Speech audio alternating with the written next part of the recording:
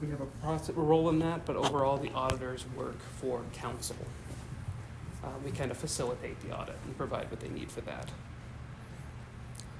So the auditor conducts the pre-audit in June, which is just a 2-day. They come in person usually and kind of go through, they make their requests, they kind of pick a topic to focus in on for that year and kind of drill down into. So we work with them for those 2 days. And then they do the full field audit in September, which is a week-long process that they usually do remote. As part of the process, the auditor typically meets privately with the town council chair. And the town engaged Runyon Kirstein Olet in fiscal year 13 as our auditor. They renewed the contract in FY18 and then extended it through FY26. So under this agreement, we're audited for compliance with generally accepted accounting practices, or GAAP, and for compliance with the Governmental Accounting Board standards. I typed that backwards, I apologize. And the adopted policies. In addition to this, council has asked for comments to include best practice guidance that does not meet the threshold for formal reporting. And I'm pleased to say that they didn't have any best practice guidance this year. They were very happy with how we're handling anything. So that was my favorite part of the audit. That's great. Zach, does that come to us in a written statement somewhere from the auditor? Because that's kind of what I was looking for in the audit. I felt like our role as council is to be sure that best practices are being followed, which I'm sure they were, but I went scrolling through the audit, and where is that part where they tell us, like, all best practices being followed? Is it somewhere written that I missed, or is it not? I didn't see it in there either.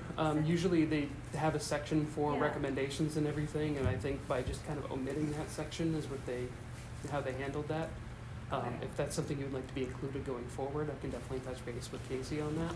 I'd love to just have a statement in there that says, best practices are being met and we see no problems. Like, I feel like that would be a good statement for us to have as a council. There's a statement. I don't know where, if it was from December. I think it was from December when Sophie sent us the audit. It's not in this one that we got now. I think it might have just been an email from Casey, because Sophie had emailed him saying, where's this section? And that's when he had said that there wasn't any recommendations. And I remember calling it out and complimenting Zach. Deservedly so. Yeah. Well, I would just love it if we have that email, maybe we can attach it. If not, maybe we can ask them for, that statement. I just think it's great. You're doing terrific work, and I'd like it in the record that, as council, we have that statement, we looked at it. And I can forward it after. I think I found it actually today. But they also do make the comment that they're not digging in and just, they do it, that's how all audits are, saying with the school, that they're not passing judgment on all the internal controls. They pick something and test it, and what you're just saying is, but yeah, that there were no material issues or something to that effect. So we do have statements. It's a PDF. Oh, great. Wasn't. Thank you. Yeah. We could get that added to the record somehow. Yeah. I think that would be important. Thanks, Dave. Thank you, Zach. You're welcome.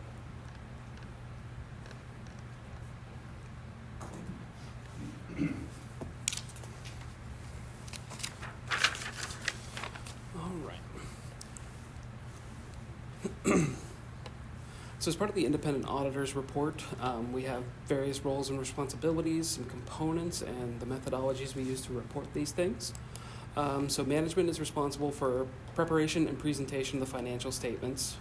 The auditor is responsible to express an independent opinion on the financial statements based upon their review of them.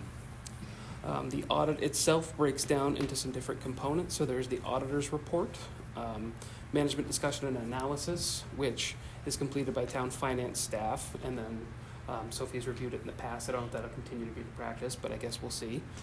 Then we have financial statements that are in there, required supplementary information, which is primarily related to the pension and other post-employment benefits and how those are recorded and how they affect our financial statements. And then there's a variety of exhibits combining and viewing individual fund balances and fund statements. Some terms that we're going to see going forward is proprietary or business type funds, which is WPCF for the wastewater facilities. Governmental funds or activities is mostly pretty much everything that isn't WPCF. And then the general fund is where our primary operations are funded from. And then other governmental funds would be like grants, the cemetery fund, the library trustees fund, the library construction fund, those kinds of things. So the methodologies we use, we do most things on a cash basis, so it's recognized when the bill is paid or revenue is received, rather than a full accrual basis. It's recognized when First, full accrual method, which is recognized when the expense is encumbered or a revenue is earned.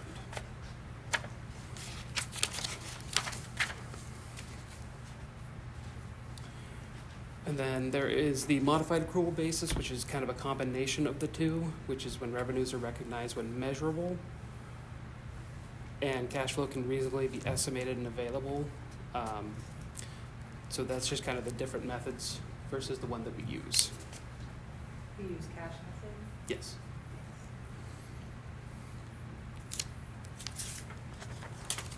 All right, so we have our statement of net position, which presents information on all of the town's assets, deferred outflows of resources, liabilities, deferred inflows of resources, with the difference between them reported as the net position.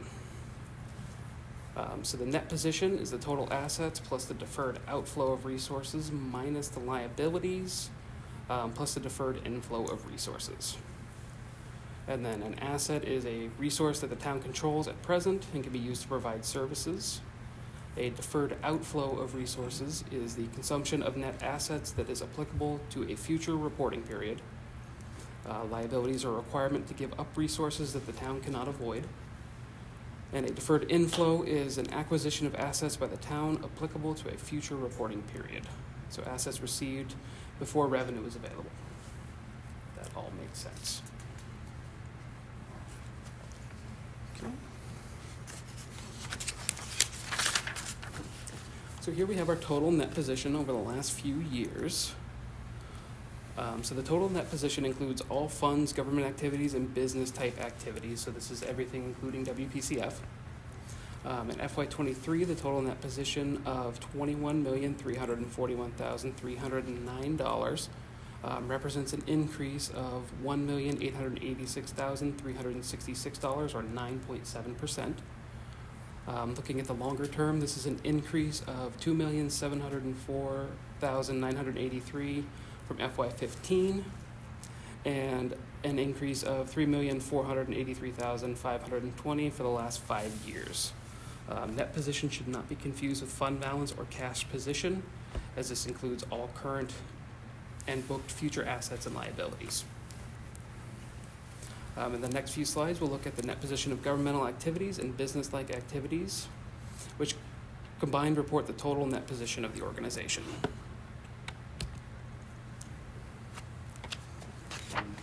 What's the difference between governmental activity in that position and total net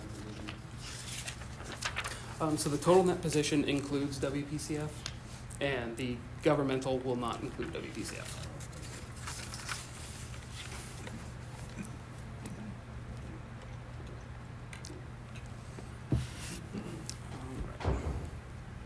So here we have the governmental activities net position. In FY23, the assets and deferred outflows associated with governmental activities equaled $33,900,039, which is an increase of $709,755, or 2.14%. For the same period, liabilities and deferred inflows equal $17,569,260, which is a decrease of $1,009,400, or 5.43%. Sorry, what was the 33 million? That is the assets and deferred outflows associated with governmental activities. That's not on this chart. No, it is not.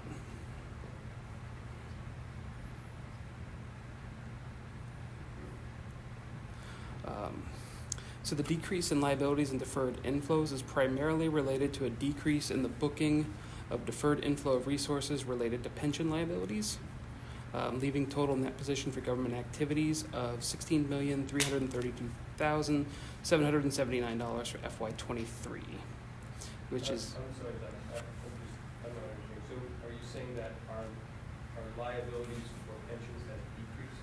Yes. Is that because we have fewer long-term employees who are vested in our pension system? That's part of it, and there was a change in how it's all booked with the new GASB change, so that kind of shifted how it gets booked each year.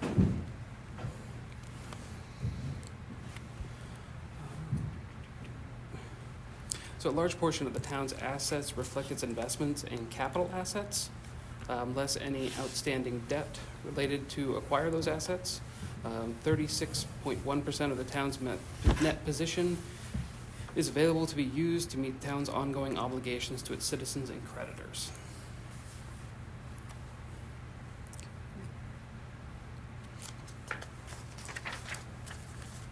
So here we have a breakdown of the net position on governmental activities. Net investment is capital assets less accumulated depreciation and outstanding balance of bonds or other borrowing attributed to acquisition, construction, or improvement of the assets. This decreased by $552,210 or 6.11%. The restricted balance decreased by $1,521,719 or 39.49%. And unrestricted increased by $3,790,144 or 220%. This doesn't correspond to this graph, right? Business type activities, net position, that's not what we're not on, obviously. Yep, so it does correspond to that graph in the in the 23 section. That's where that how that $16 million is broken down on that previous page. So since I'm totally new to this, I'm assuming that the net investment capital assets, that would include like all of our trucks, everything like that, or am I way off on this? Yep, so that's like trucks, roads, buildings, land, pretty much all that stuff. And then like an example of an unrestricted governmental acquisition. Just give me a couple of examples of what that is. So that is funds is not assigned to any budget or any expenses or anything at that point. Thank you. And the side you were saying had increased was the unrestricted, correct? Correct. Which is good, because Yes. we've had all these discussions at previous audit discussions that they like to see the unrestricted number higher than we had it maybe 4 or 5 years ago, and we were Yep. increasing it, and I was looking at the graphs, it stayed at that nice high level. Mhm. So, as I'm remembering correctly, the unrestricted number, it's important that it stay at a high percentage of that amount. Yep, and we'll get Or back else to that a not, so I little. think I got it right. And then just, sorry, one last, and then just one example of like a restricted, so that I make sure I have it in my mind. So that would be like the grant funds, funds that are dedicated to a specific Right, gotcha. purpose. Okay, just want to make sure I have it all. Thanks. So we might be concerned if we ever saw that our restricted percentage was growing, but if our unrestricted is growing, that's generally good. Mhm. Okay, thank you. Thank you. Right, so next up we have our business type activities position. In FY23, business like activities had assets and deferred outflows of $12,470,838.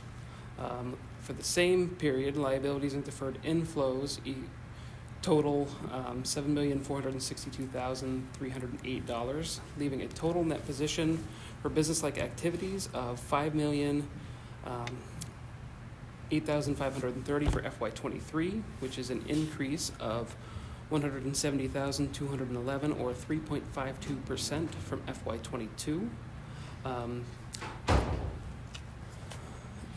So something to consider here is, I know we had a rate increase recently, and we're still trying to build up these funds for additional capital improvements in WPCF, just to kind of give an idea of the cost of everything in WPCF. The sewer plant, I was told in 2008, cost about $8 million to build. So if we look at kind of the net position and the funding levels there, that's kind of why we're pushing for more rate increases and everything to try and build that infrastructure back up.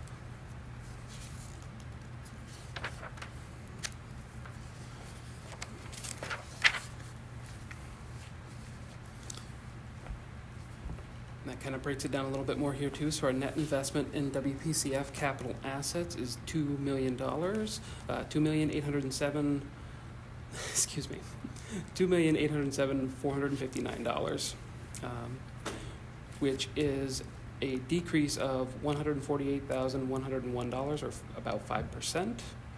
The unrestricted balance in WPCF increased by $318,312, or 3.52%.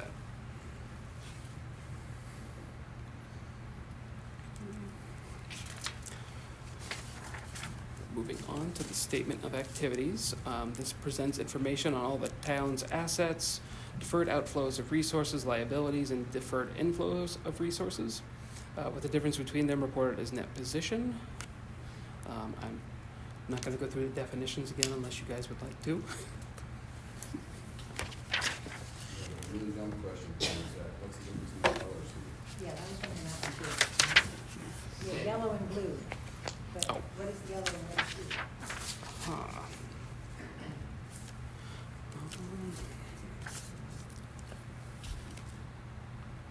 I believe that is our restricted fund balance and our, no.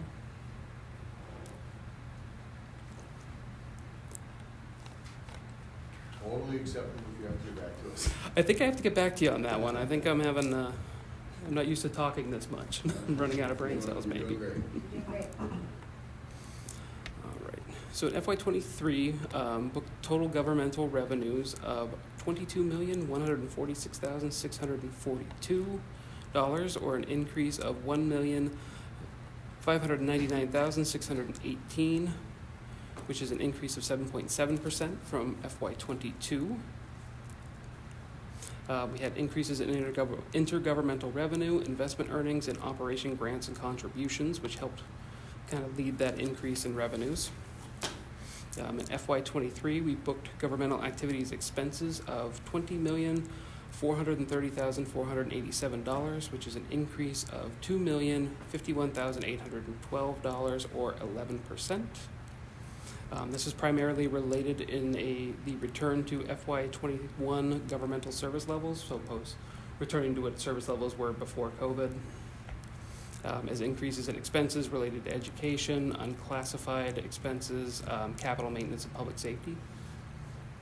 Total government revenues exceeded total expenditures by $1,716,155, resulting in a positive change to net position. Was the question the yellow and the blue? Yes. Well, I think the yellow is revenues and the blue is expenditures. That would make It sense. seems to be just about. I would agree with that, Cordell. Thank you. I'm not sure where my brain went on that.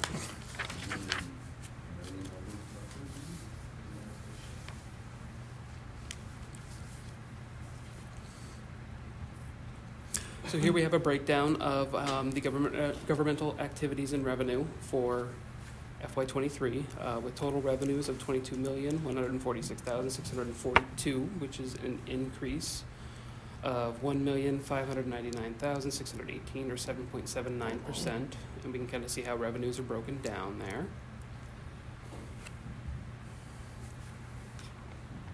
So is the, I'm sorry, can you go to that table on the next slide?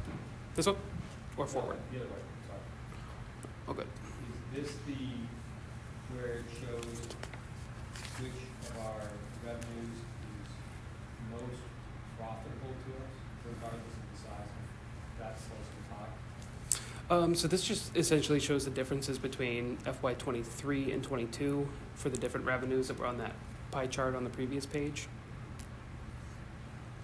I guess I'm not understanding your question, So I guess Jeff. my question is, if we are increasing our revenue, in what wedge of the pie we get the biggest bang for our buck? I would say, I believe we had a pretty substantial growth in program revenues, which is the various activities that people pay us for. We had a nice boost in that. But do we know the growth in the revenue relative to the expenditure in that same wedge? That is a good question. Can I get back to you on that? Yeah, yeah. probably the best bang for the buck is intergovernmental, right? And you just give us money. Yeah, right. If we're just getting the buck and, yeah.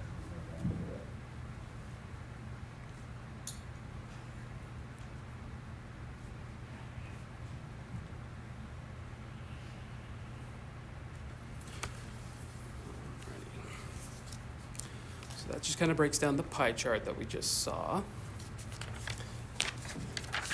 Next up, we have our expense breakdown. So the education wedge in here is just the amount that the town contributes directly to the school. That is not the education amount that is from taxpayer dollars in total. Does that make sense? I feel like I'm wording that a little poorly.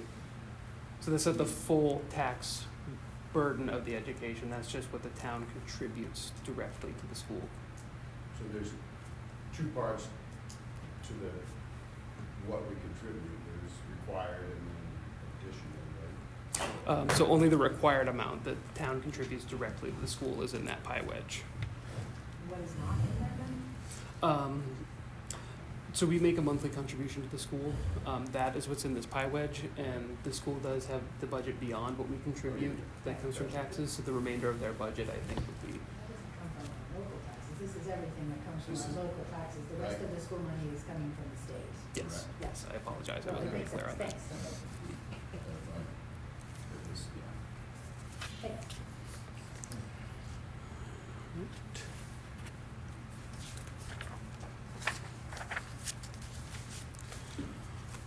And then we've just got a little more detail on the numbers on that pie chart on the previous page.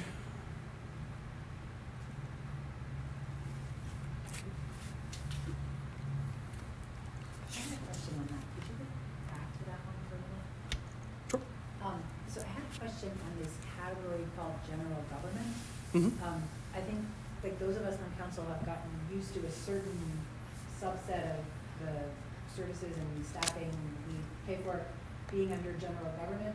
But this category appears to be broader, because when I look at the audit document, which, Mhm. I don't know, are we gonna look at that separately, or is this a time when I can ask a question that is on some pages in the actual audit? Is that You okay? can ask whatever questions you like, Okay. and I will try to answer them. And just, in the audit, general government has two different, this difference figure here says general government has grown by 700,000 approximately, right? Mhm. 700,153.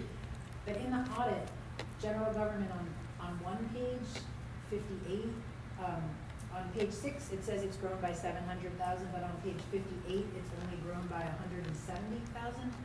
And on page 58, it breaks down general government, and all the subcategories match the subcategories that we're used to thinking of as general government. Mhm.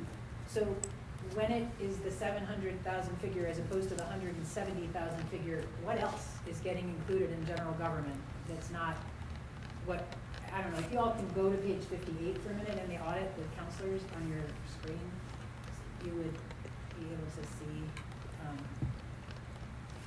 myself. Does anyone have page 58 in front of them?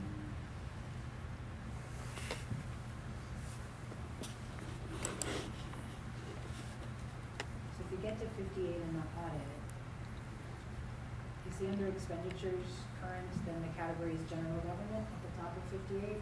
Mm-hmm. Okay, there.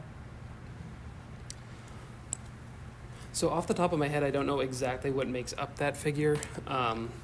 So general government gets a little confusing with that description sometimes in the audit, because general government's referred to as like the general fund, and it kind of Yeah. encompasses a lot of things, versus that $170 difference was what we categorize in TRIO Right. as general government audit, expenses. So I think that there is a difference in there, that there's probably another category that's not classified in TRIO as general government, but is funded from the general fund. And I believe that's making up that difference. I was just wondering, I figured maybe you wouldn't have that like off the top of your head, but could you get back to us with, because it's a big difference, right? We're looking at a growth of 170,000 here and 700,000 in the category the audit uses. Mhm. And I know this is, the trio is really what matters more, I think, for us in our budgeting, but I just want to be sure I understand what else is getting lumped in that jumps us from 170,000 to 700. Is that I the hate to question point to anyone else? TIF, but it seems like Might everything be else TIF. points back to TIF. Is that- Well, TIF lives kind of in its own separate world from the It does, general so fund. that wouldn't touch us at all. Mhm. If I had to kind of make a guess, I would say it's probably something to do with maybe one of the capital infrastructure investments that came from the general fund or something like that. Maybe capital infrastructure makes that difference. But would you mind getting back to us just? No, not at all. I can Does do some anyone else research on have- that. It's just a big difference, and Yeah. since we use that category a lot, I just want to be sure I know what else is getting lumped into that on the audit. Thank you.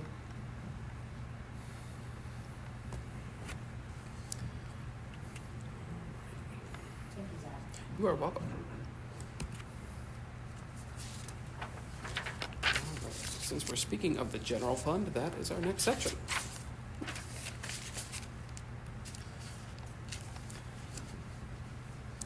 So at the end of FY23, this is the fund balance in the general fund. It's made up of 4 components.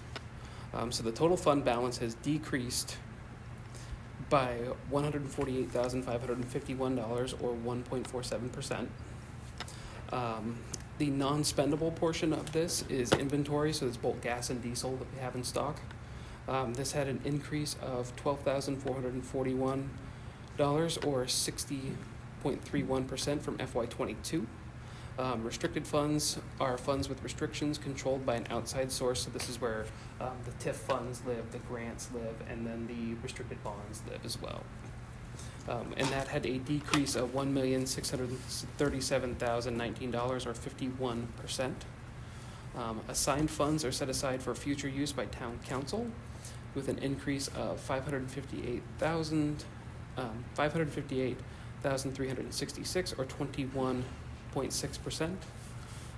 And then our unassigned had an increase of $917,661, or 31.36%. So the bond rating agencies look a lot at our unassigned fund balance. They typically look for a unassigned fund balance of 15 to 20% of the expenditures. So with roughly 20 million as our expenditures, we're looking to keep that unassigned fund balance between 3 to 4 million. If we start dipping below that, it hurts our bond rating, which makes going to bond more expensive. So 5.2 is better. Yep. Above. But it's better to a point, right? We don't- Oh, it's always good to have money in the bank. We don't collect extra money from the same token, so, but that's healthy. And assigned are ones that that council can change, correct? Yep. And restricted, no touch. Yep. Right. Exactly.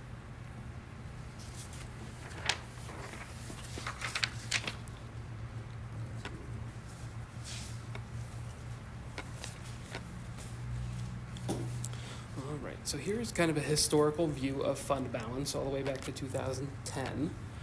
So we've got the blue is our total fund balance, and our yellow is our undesignated fund balance. We can see that there was a few years where we dipped pretty low back in 19 and 20, and that's when we were cautioned about our fund balance, and we spent some time trying to build that back up. Specifically the undesignated fund balance, Correct. So, I'm sorry, undesignated is, how's it different than unassigned? Is it undesignated everything? No, it's basically the same It's the thing. The same? Yeah. restricted is different, but They've just changed how they phrase it from year to year. Okay. Unassigned, unrestricted. Undesignated, I should say. So undesignated and unassigned are synonymous. Yes. Seems like we've been successful building that back up. Yes, we have. Keep the bond raters happy. Since we're not recording, maybe we suggest a big tax rebate. One big check that gives you rate. Cut the checks out. Okay. So just some miscellaneous things from the audit here. In FY23, the assessed taxable value, the tax rate, and just some stats there. The assessed taxable value increased by $5,218,900, which is almost a 1% increase. Tax rate increased from $23.75 per thousand to $23.80, or 5 cents per thousand. Total FY23 tax commitment increased by $153,358, or 1.11%. Taxes receivable at year end increased by $26,977, or 20.70%. The collection rate had a small decrease of 0.18% from 99.06 to 98.88. Zach, is that receivable on, is that 6/30/22 or 23? That should be 23. I apologize, I missed that. That was what, how we started the year.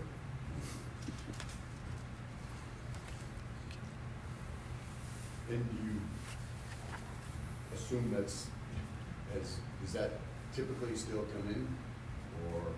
For the most part, it does. Once kind of people get caught up with like the liens process and everything, that's when we start seeing some of it come in. So 98.88% collection rate, seems like that would be commendable, Mhm. good rate. I think it is. All right. Any questions?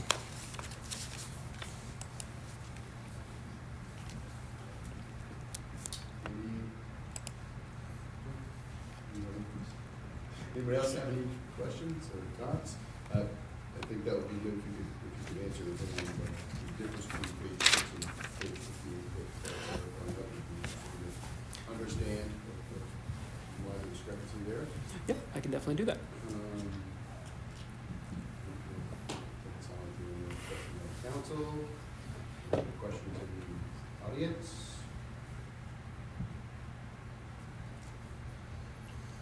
Well done, thank you, Zach. You're welcome. Very well done. On to item C. That's us.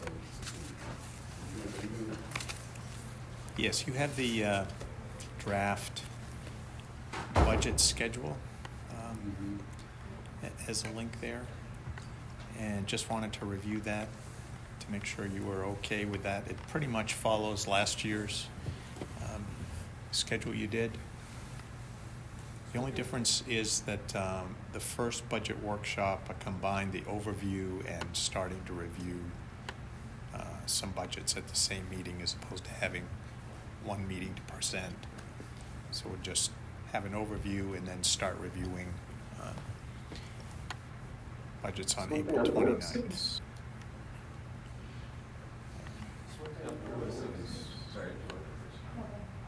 Sorry. Is that these do all fall on Mondays during Monday meetings. So are we not? Are we planning on not having? I think at least what has happened the last couple of years that I didn't think attention at all council is that we would have additional meetings on Thursdays to sort of make sure we're getting into it a little more deeply. Wasn't sure. Is it possible for us to do these on Monday and still get the business that we need to get done, the other business also on Mondays? I mean, that's the question. If we could do it all on Mondays, we probably all love that. Yeah. I'm just asking Cornell, is that possible to do this and the rest of the business we need to take care of? You think we were doing that every week? Thursdays? Oh, see, but yeah, we had When several. we first came on, we were, at the beginning, there were Mondays and Thursday meetings. I'd much prefer just to have Mondays, but I also don't want us not to have the time to get the other business we need to get done. So I noticed the same thing. Well, we followed last year's. Did you have Thursdays last year? So I essentially took last year's that I found online and updated it for this year, and it looked like last year they were scheduled for Mondays, so I don't know if there's maybe a different document that I didn't have access to. It might have been. Okay. 'Cause I am sure that we definitely came in on Thursdays as well. Yeah, it might be good for one of us to maybe look to find that schedule to help make sure staff knows what they need as they're planning for this, because I certainly don't want this process to be rushed. And I also want to make sure, as Sarah pointed out, kind of for other business that will inevitably need to do. I'll see if I can find that. Yep, I'll take another look through my files too and see if I can track it down. Thank you, Zach. You may have noticed the number of like special town council meetings in the way that were in the original schedule. So I pulled the schedule actually just right off of orno.org from last year's budget documents that were available on there, and that was my starting point for this. Okay. So, I don't know, maybe there was an updated one that didn't make its way on there, but, We can look and see if we- Do appreciate the extra work that you've done on this. I mean, it is Yep. helpful to just have this outline anyway. And have a good timeline of sort of where we want to get things. Sure.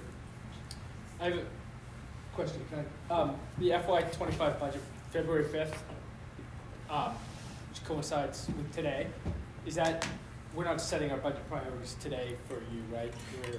Well, if you had any that you wanted us to plug in, but it doesn't mean if you didn't mention them today, you can't get them in. Midnight by 12 p.m., you know, let's get a stamp on it, so, okay, Yeah. yeah, you'll hear from Yeah. us, I think, Yeah. but maybe not today, so, thank you. Also, I was sort of on the budget priorities. There's some things I would really like to get up front when we started the budget process this year, some of which we got last year and others came later. So is that sort of thing I Mhm. should bring up now, email Yes. to you, or what's the best way to do that? Either way. Either way, okay. Yeah. Wanna use email? Yeah, no, I feel like, I met briefly with Sophie before she left, and Sarah's been just dying to get that information from me, which I unfortunately, it wasn't that earth shattering, but I did have some conversations that, I think some council may like to try to streamline this to some degree. And that, so I think we have to have a discussion about that, not necessarily right now.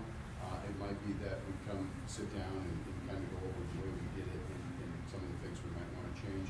Doesn't change anything that's going on. It's really down here where just before the workbook, I think, which is April, but we need to, I think, sit down beforehand and I think many of us are feeling maybe like a less is more sort of approach would not hurt anybody. People might not mind that, so. But we don't have hard information on this second, but. No, I think you're right, we should have those conversations. I know for me, there's certain things that existed in the big budget binder that I would just like sort of pulled out and made front and center. Some things like a one-page summary about our cash funds and cash position, a one-page summary about our debt obligations and service, which were in the binder but were buried in sections further on and sometimes took a lot of space. I think some condensed versions of those, and likewise, projections about state revenue sharing amounts as early as possible up front in the process. I only have 5 wheels, so I'm almost there. A 2 to 4 page summary of major changes in the budget that are being asked for, as opposed to having to go through the binder to find them all. And I have a sample of one of those that's in a 4-page summary at the front, and then a 5-year spreadsheet about our budgets over time, like an Excel spreadsheet like we looked at last year but wasn't initially presented to us. So those are the 5 things that I'd like to see, like up front at the beginning, and others might have other things, and maybe it is best if Leo and I sat down, or anyone else, I don't know, emailed you, however that needs to happen, but I just want to get that information, my personal request to staff as soon as possible, so that it isn't. When you mean 5-year, do you mean past 5-year budget and We had expense? I brought you a sample. We had a spreadsheet, an Excel spreadsheet that had that. I brought one. I can pass it all down here. When do we find out from the state what the expected contributions to the state? I don't. We don't get it, like if the school gets an ED 279 or something, do we get some kind of document like that telling us what we can expect? Yes. Estimates come out, they post it on the treasurer's site. When that is, It's not we can always take a clear. look and see what the date was. It says the date on it, so Yeah. I can get you that when it is. I mean, roughly, I didn't even remember, we were meeting on Thursdays last year, so I surely don't remember what roughly, is it March when they start doing that? I was going to guess April, but And even ahead of that, sometimes there's some news from the state, correct? I mean, currently I've heard from representatives about how much the actual revenue in the state grew, and that will affect our revenue sharing, right? So there is some information even before the official prediction or numbers come out. projections. No, I'm sitting on a joke, but I'm just, Oh, okay. I'm not gonna use it, Okay. so it's mostly my expense. Okay. And Bill, I Well, think it says we- here the 25 revenue sharing projections were published on Yeah. January 2nd, 24. So that would be great to have that up front. The 24s were revised May 6th. And the other thing I might have sent down, Cornell, maybe that top page that just came your way, is that I love this timeline, and if you can scroll to the end, Dan. Also just, I think for transparency to the public, we had talked about, in some ways, the budget process ends at this point, and in other ways, it doesn't. There become the next steps that we take in June and July, that we've talked about, and I would love for those to get on this schedule also, so that folks know that even after the budget's approved, there are still some steps that we take. Right, Leo? Yeah, or we Right. don't take those steps. This year. Would be another Right. way to look at that. I think I handed the page down, so I don't have it in front of me. Yeah, Right. not right, I mean, we The can seat reconcile. forward, I the seat think. forward, the carry forward, there's the other, do you have that page on the top that I And sent we, you? of course, have to reconcile them. Right, But but there's, last year, we also spent them. That for me was a little bit of an issue. And I don't know how everyone else felt about it. Kind of do maybe, but. That was my favorite meeting. Yeah. But so I want to have a discussion about that and how we do that. Because I felt that was not a good process personally. I think it's always been done that way.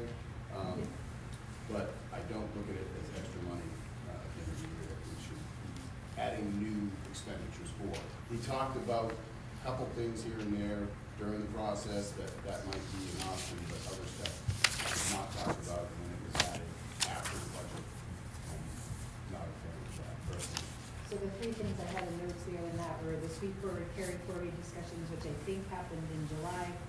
Then there were another round in September about unassigned funds.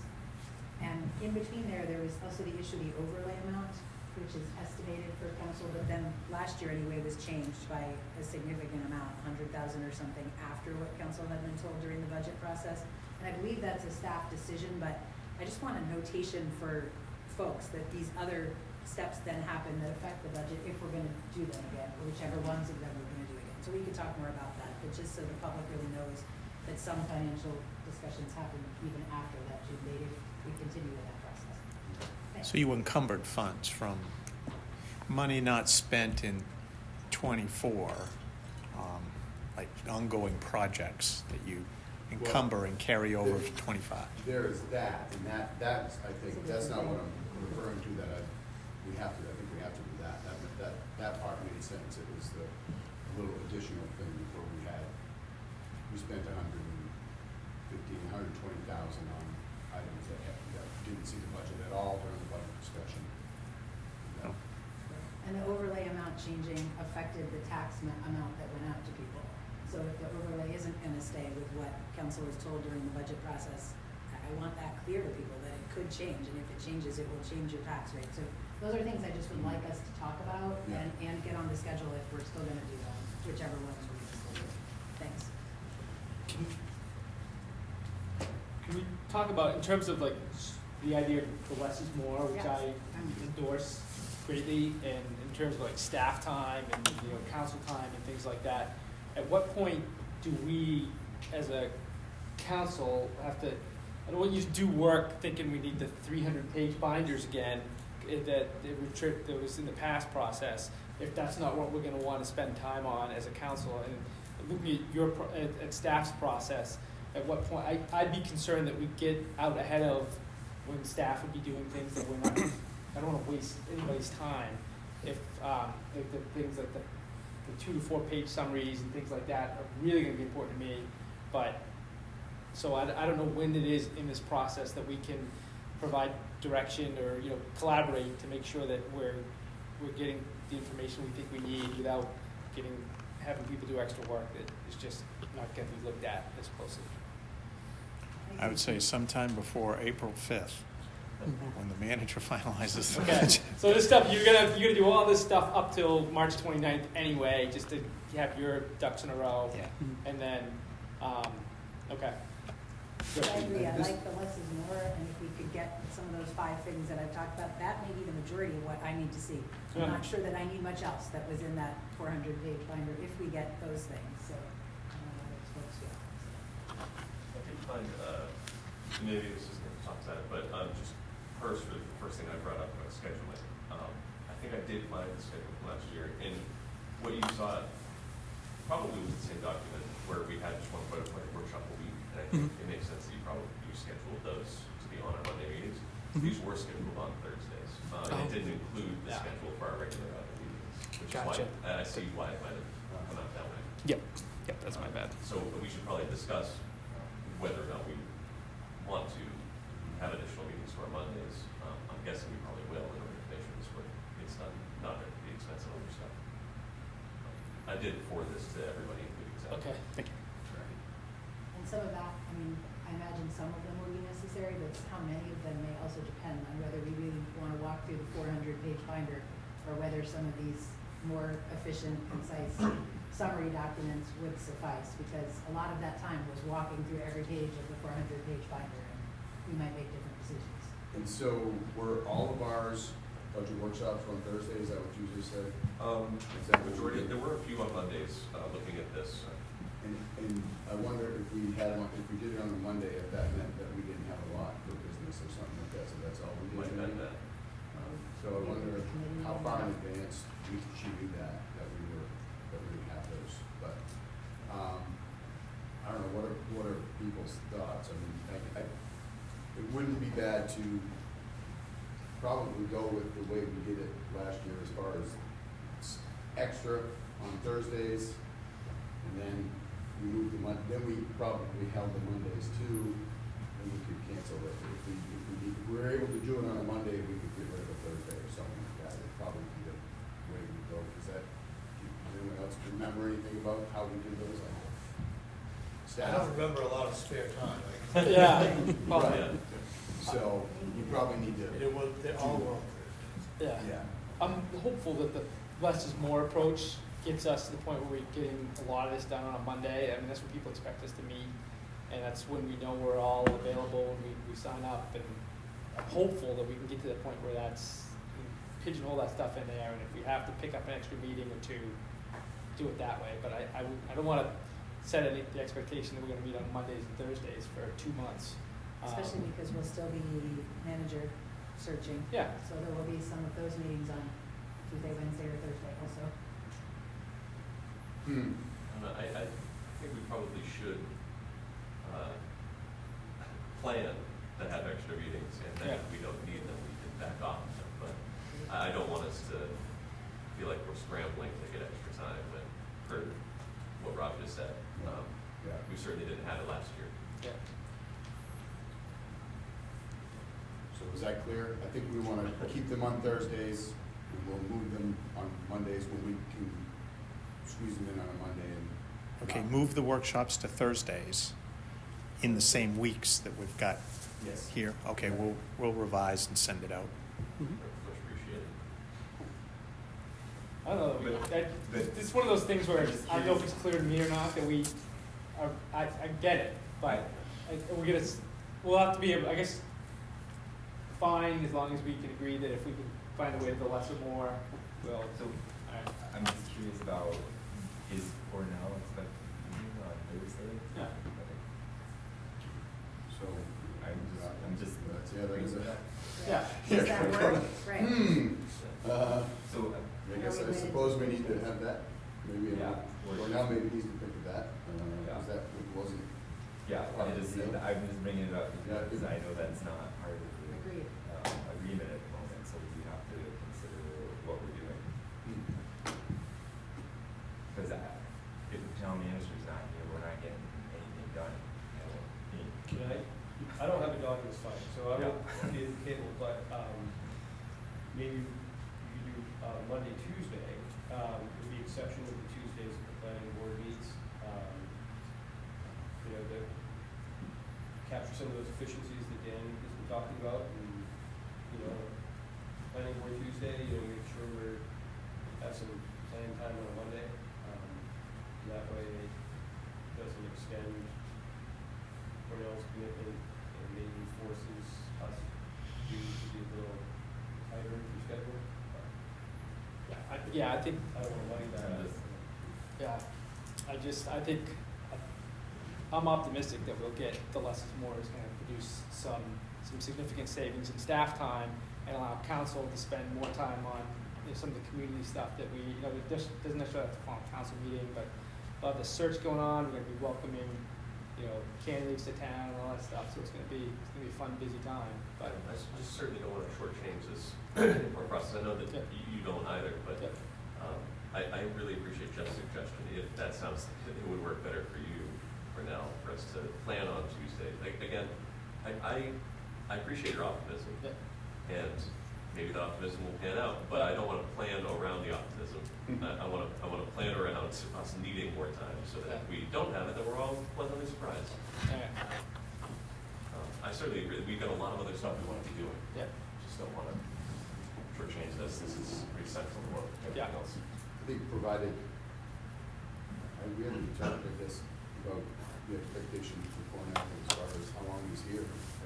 Anyway, that's sort of been maybe a conversation that has to happen as well, since we're maybe a little bit behind on our, not behind, but probably anticipated search process taking longer than we expected maybe. And assuming you are here, then I assume a Monday and Tuesday works better for you. I would prefer that. Yes. So, I think it's a great suggestion, Jeff. And so when we look, Dr. Dow. and so when we look in the coming weeks to schedule the search committee meetings, then we'll primarily be looking at Wednesdays and Thursdays as the only days possible for that, if we're booking finance meetings for pretty much every Tuesday, right? Just as a plan ahead, yeah. Starting when? Well, those aren't every week, right, but there will be search committee meetings that will happen in March and April throughout that process. So I believe there'll be at least 2 in March, at least 2 in April. So, sounds like we'll be looking at Wednesdays and Thursdays for those. Does that sound right? Okay, thanks. I meet every night. It's gonna be cozy. Got it.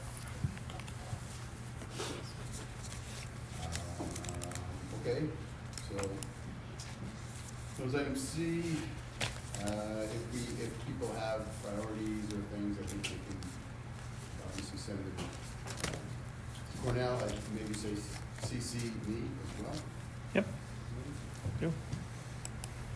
On to item D, internal controls policy, manual revision, final. Thank you, Zach. You're welcome. Appreciate that. So much. Excellent job. So the document that you got was based on the changes that were asked to be made. We made all the changes. And then there were the ones that were in red, except for the one that Sarah brought up just a little earlier today. Those were the ones that we found needed to be fixed from the meetings. There weren't a lot. The one question that you had brought up was about the highlighted section that needed more. And when we went back and we looked at it, basically, I'm not sure how we got to that verbiage, but what we did was, if you read the first beginning, what's there, it says it's in the information backup was the place where it said that. And the town utilizes an automatic daily offsite backup for accounting system provided by the software vendor. That's how we back up. So I think there was some conversation about larger things, but at the end of the day, that's how that happens. So what we did was leave it there and took out all the other stuff that was mentioned with a longer thing because we didn't believe it was needed. Now, as we walk through this, if there are other things that we need to change, we certainly can bring those back to you and to say that doesn't work. But that's why we didn't put it in red because actually we just took out all the red. I don't think folks know the question I emailed. So Yeah, I'm sorry, yeah. I just had noticed that we had earlier discussions that there was a section that said needs further Yeah. information here. Yeah. And when I went looking, I was like, there's nothing Yeah. in red that's more than a word or two, so where's the further information Yes. section? And Yeah. so this is the answer, that it Yeah. didn't need to be added. It didn't need to be Yeah. added, and so we just took the red out, which why you didn't see that. So in hindsight, we probably should have just put a note there. That's but- great. Yep. I'm sure Yep. staff knows what they're doing on that. Yeah. I just wanted to check in case I didn't want us to forget something since we're at the final stage. Nope, Thanks. I appreciate it, and Thank you. when it came in, I figured it's easier for me to explain it now Thank than you. it was to do anything. anything else. So, and this was just for review so that you saw that, and if there was something else that seemed to be missing, it was fine. But all those changes that were made that were either pre-made and you had already talked about, but the ones that were on, that happened at that meeting, so. So we just are looking for a nod at this point on that? Yeah, because the way it was approved was, and this actually doesn't need an order to approve it, but yes. Yep. And certainly, if there are things in here later that you have concerns about, we can bring them back and discuss them. So that's not an issue. That looks great. Appreciate the nod. Appreciate all the effort. Thanks, Mitch. Thanks, Mitch. You're welcome. Item E, amendment to ordinance chapter 28, personnel, article 6, working environment, section 28-91, and item D for final review.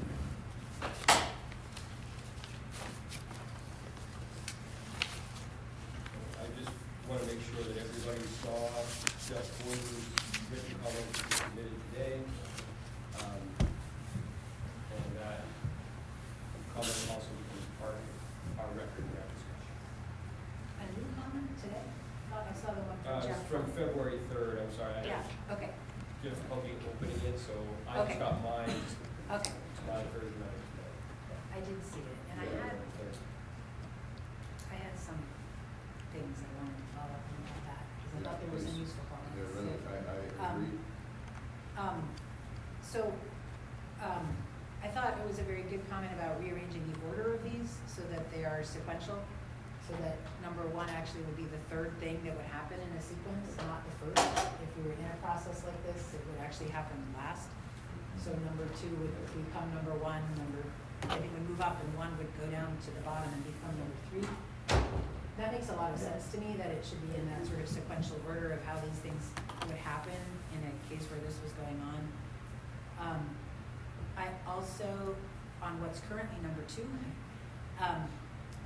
there was a comment about this wording here which says, the town manager shall schedule an executive session to be held at the next scheduled meeting of the town council in order to advise, it says here the full council. I think we should strike the word full. I think it should say in order to advise the council on the matter, because Jeff pointed out that this wording would mean if one councilor was absent for some reason, we would be out of compliance with the ordinance. I think I see no problem in striking the word full from there, unless anyone else does. Are we going these down? I Are did. we going through, is this the review of Jeff Gordon's comment? Are we doing the whole, so we'll just do the whole? These are Sarah's one by one? comments. Yeah. These are my Yeah. comments on, because other people may have them.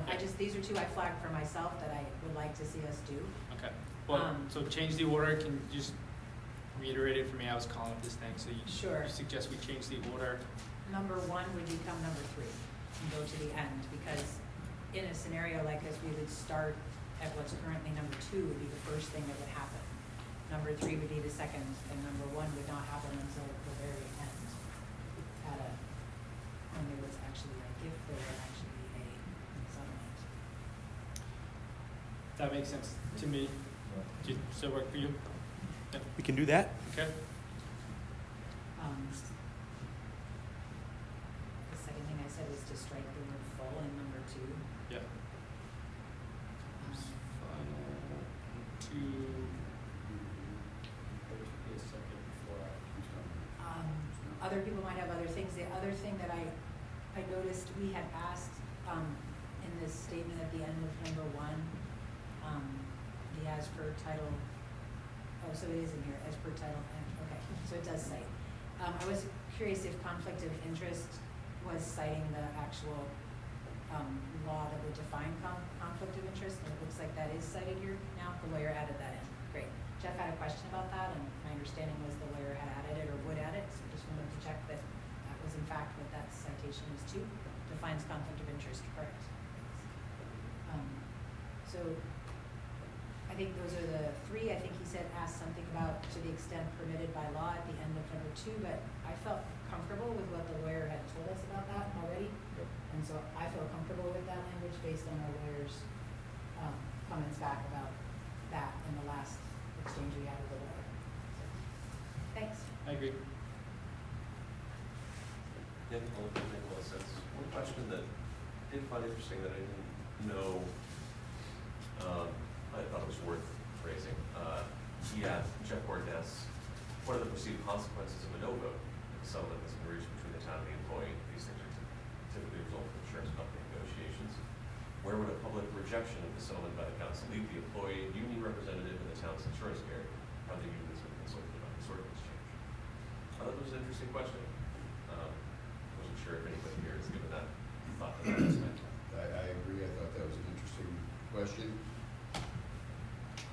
I only have my thoughts about what happens if there were a no vote, but I don't know, but it seems like that's the huge liability with even putting this in here. That's why I obviously have not been in support of this. I just think, can't imagine that something gets worked out and settled, and then it comes to a council and they have the ability to say no, because I would assume at that point, the liability falls directly on us or on the town, because an insurance company is gonna say, okay. Exactly. Yeah. So that's why I don't think that I do not support us, not us, I don't support the council holding that authority when that is exactly why we work with the Maine Municipal Association, our insurance companies, their lawyers, our lawyers. So I think it's just, this is wrong-headed still, and that, I don't think we shouldn't, would the unions have a concern? Seems like, I don't think we've asked the language. So I think the conflict that we're running into here is that the council is mandated with overseeing the town manager, and yet at the same time, when you get into a situation where basically everybody else is making decisions around a certain specific thing except for the council, right? Because in the end, if we have no power in that and we have no say in that, then I'm not exactly sure what happens at that point. Like, right? I guess you just say this is. I mean, the only way you can do is just say, okay, in this particular instance, when a town manager is we just have no say in any employee thing really when it comes to something like this. And we can only after the fact, even though we're not necessarily allowed to know all the specifics of what happened because now it's settled fact, we can either say we want to terminate this particular position or we want to continue going with this position. So I think our problem comes in is, do we have any say whatsoever when it comes to something like this? Is that in our purview? Are we supposed to manage the manager in this particular situation, or are we not supposed to manage the manager even though that's our mandate, right? And so I guess one compromise might be that all we do is say is if this is all gone through and we can say nothing about it and we've turned over all authority when it comes to this particular instance, right? Even though we're mandated to oversee this particular thing, and we just say, okay, we're not going to do it. But when it's all said and done, we just have a statement and say, this is what happened publicly so people know. I mean, like to say this was done, I don't know. I find it very difficult, and I'm not disagreeing with you guys. I just find it a very difficult position. Like, what do we do? Do we just say nope? Or do we just kind of let the lawyers and everybody do whatever they're going to do, and then we just always sign off on it? Is that what we do? I don't know. I don't feel like we're gonna arbitrate a discrimination case, right? And I don't, right. We, from past experience, I don't think council has ever been left in the dark as far as what's happening. So I think, especially the chair has been directly involved. So at what point does the council? So the council has no say in this. They just get to know what's happening. Is that difference Exactly. between I'm just curious. a settlement and supervision. I think a settlement is, in a really crude way of putting it, it's the cost of doing business between two lawyers or two financial entities. Supervision is the pathway that council takes in their oversight of manager, that which the manager takes in his or her oversight of the staff. So I think while the presence of a settlement might impact how the council supervises a manager, the negotiation of the settlement itself is not supervision. So for me, those two things are divorced, and it's compounded by the fact that the council is not empowered or qualified to investigate these kind of claims, which is why when that goes to discrimination, we've always hired a third party that is, that does have those qualifications. So for me, I just think that we run the risk of, I don't think it's bad to have oversight in lots of different ways.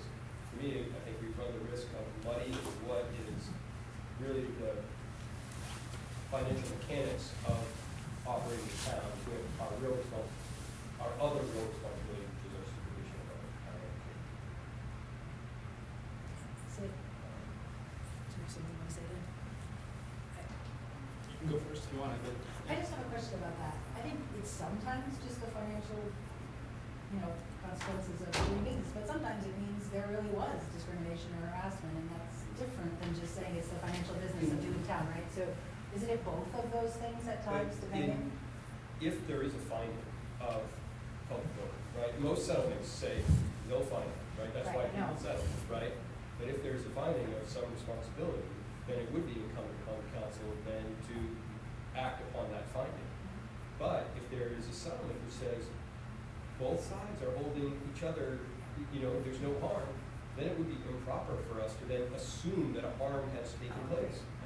Fully agree. I have a totally different question that relates back to something else, but I want to let Dan, that was just a clarification on the Yeah, part. but Thanks. in Yeah. theory, doesn't this allow for that council to do exactly that? I think so. Yeah, I and, think.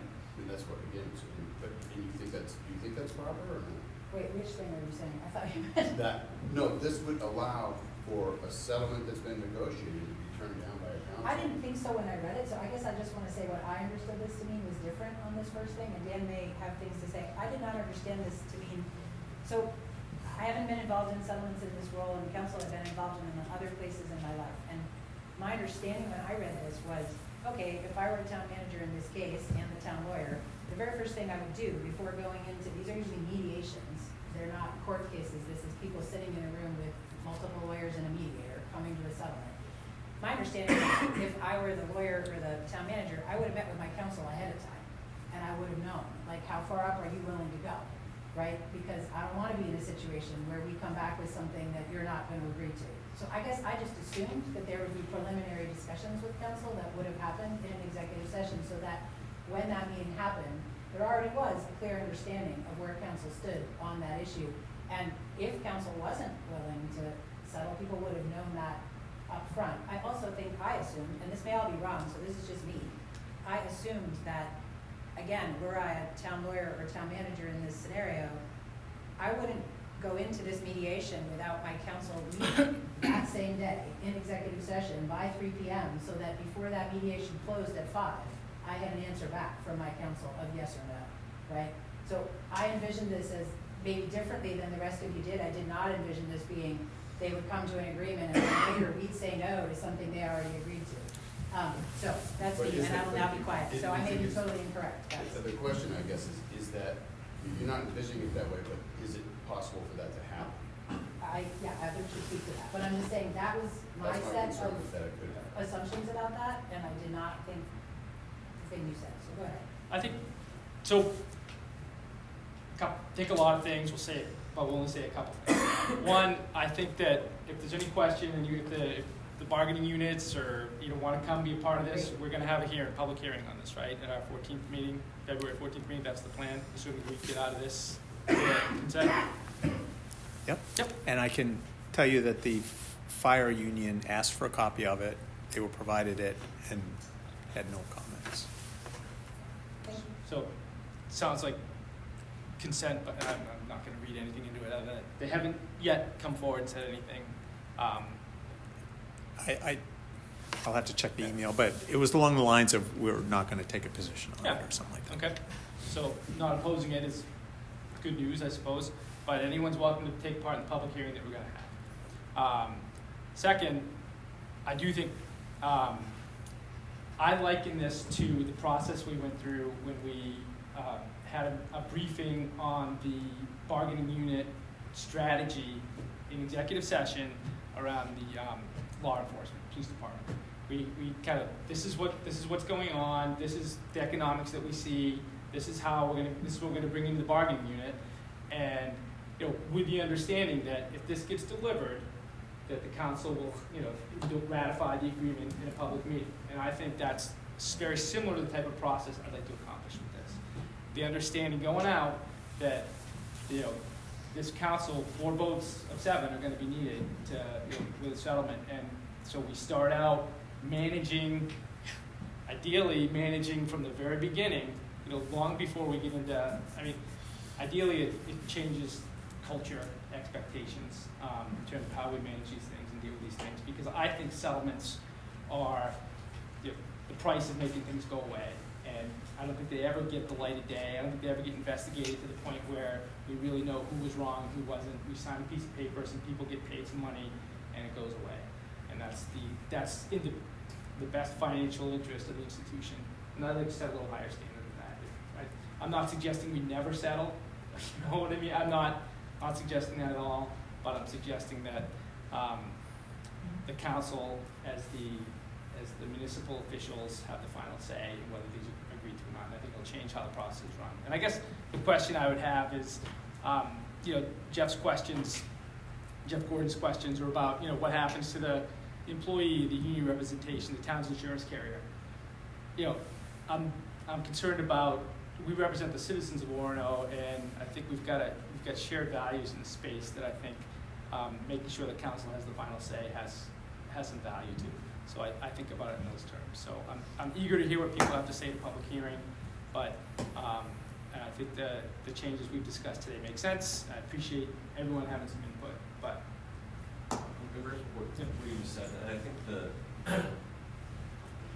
aims that you've raised are good ones, and that's why a lot of this, I mean, I am generally in favor of this, despite bringing up this question that Jeff brought, because I thought it's a really important one to contend with. I think ensuring that council is, from the beginning, as a whole, more privy to the process. I think that's a really important aspect of this. And perhaps having the public vote at the end is a sort of helps cap it off as showing the council really is the authority to decide whether or not a settlement is going to be reached. And if, with the rest of the language here, included, if that language about sort of upon initiating a formal investigation into any complaint, alleged discrimination, harassment, etc., that we shall be informed, or that the town council will be informed after the executive session. I think that will mitigate any surprises as far as votes that would come down the line. I do agree with Jeff saying we're not an investigative body, and I don't think that is the purpose or what would come about of this, especially given that the first item, or what is 3 in our current version, but we are now raising to item 1, would be that the town attorney, in consultation with the chair of the council, will oversee the investigation. So, and in fact, that such an investigation will be conducted by an independent party. I think that is consistent with our process that's happened in the past. What is, I think, important about this potential change, and what I agree with about this potential change, is that the whole town council is moving forward from the beginning. And I don't see the public vote question as a prohibitive one for me voting yes on this, but I thought it was important to raise. And I'm not sure exactly how I feel about the rest of the implications, which is why I'm glad we're not voting on that today. I really appreciated hearing what the union had to say, because that part was really important to me. I have a question related to that, but Cornell, why don't you go first? Following along the lines of what you just said about having the council in the know and setting parameters, why don't you keep 2 and 3 and remove 1?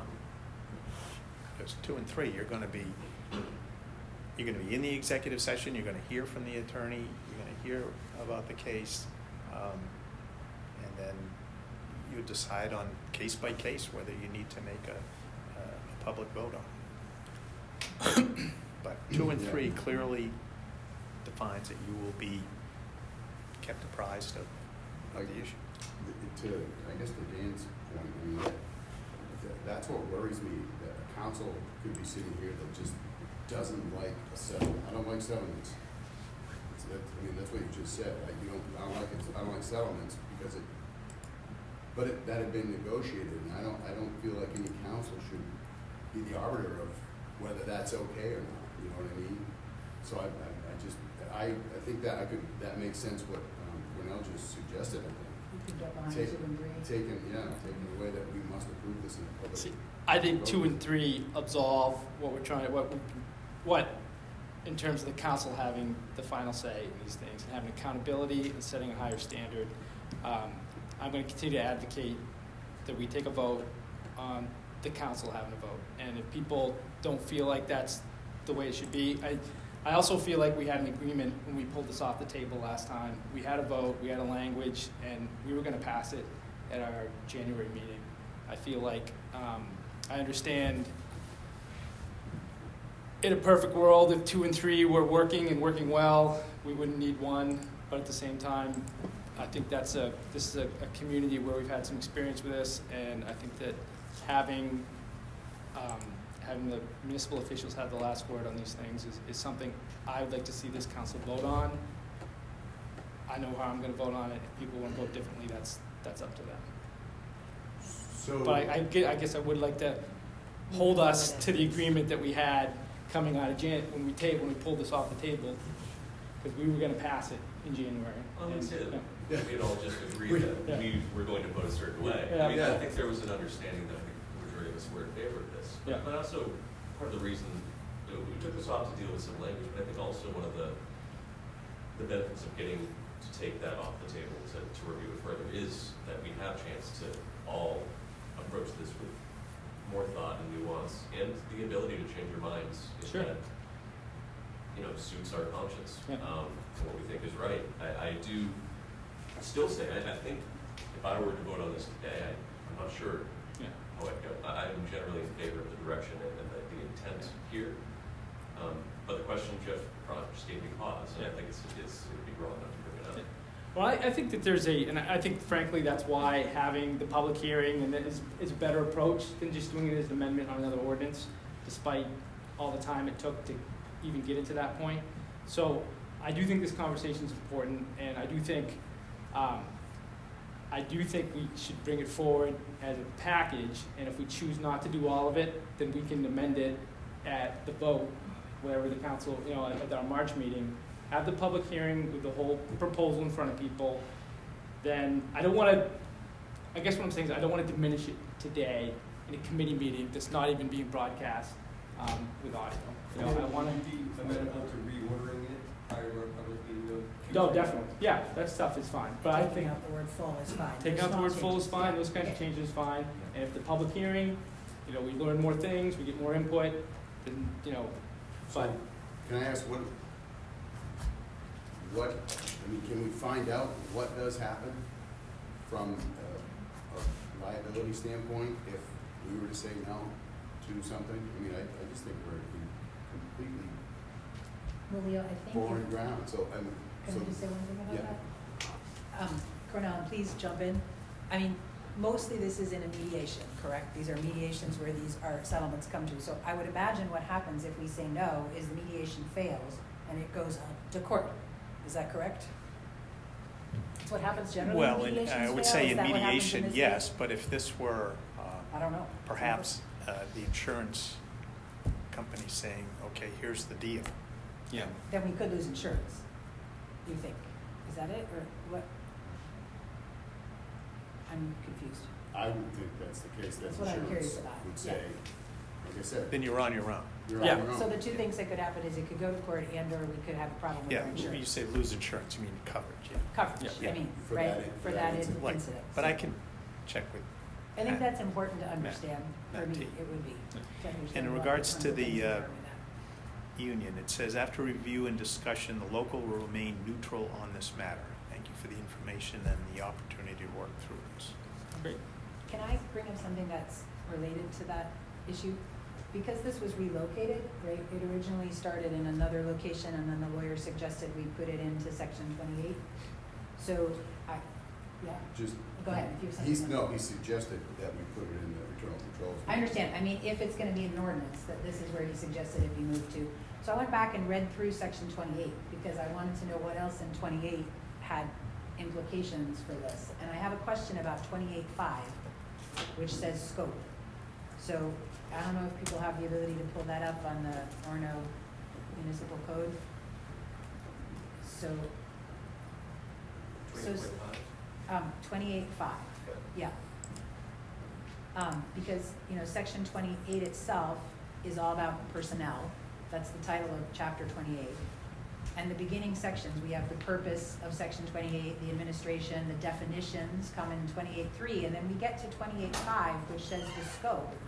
So it's telling us who this applies to. And I think this is saying it wouldn't apply to most of our employees, and that is potentially problematic. So it says these policies shall apply to all town employees with the exception of elected officials, members of boards and commissions, or other positions with no compensation. It also says with the exception of the town manager, with the exception of employees of the school department, and with the exception of employees covered by the collective bargaining agreements. In the event of a conflict between these rules and an individual employment contract, the terms of the contract shall prevail. So I think this is a question that needs to go back to our lawyer, because I feel like if we put this here, it actually doesn't apply to most of our employees anyway by this scope on 28.5. And I think this is something we need to look into.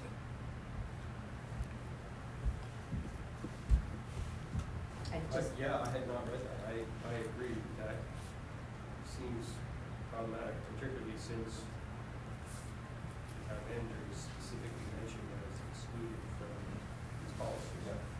So I guess I'm not sure that this is the location to put it, given the scope definition here, and I think this is a lawyer question, but Cornell, I don't know, what do you I'll think? do the lawyer question again. Thank you. Sorry, I only found it today when I had time to read all the way through section 28, which is very long, by the way.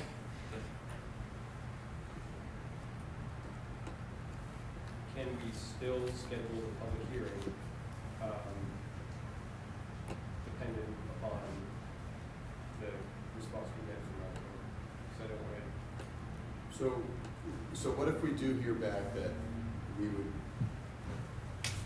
insurance would not be involved? So they've negotiated something, it's gonna cost $4,500.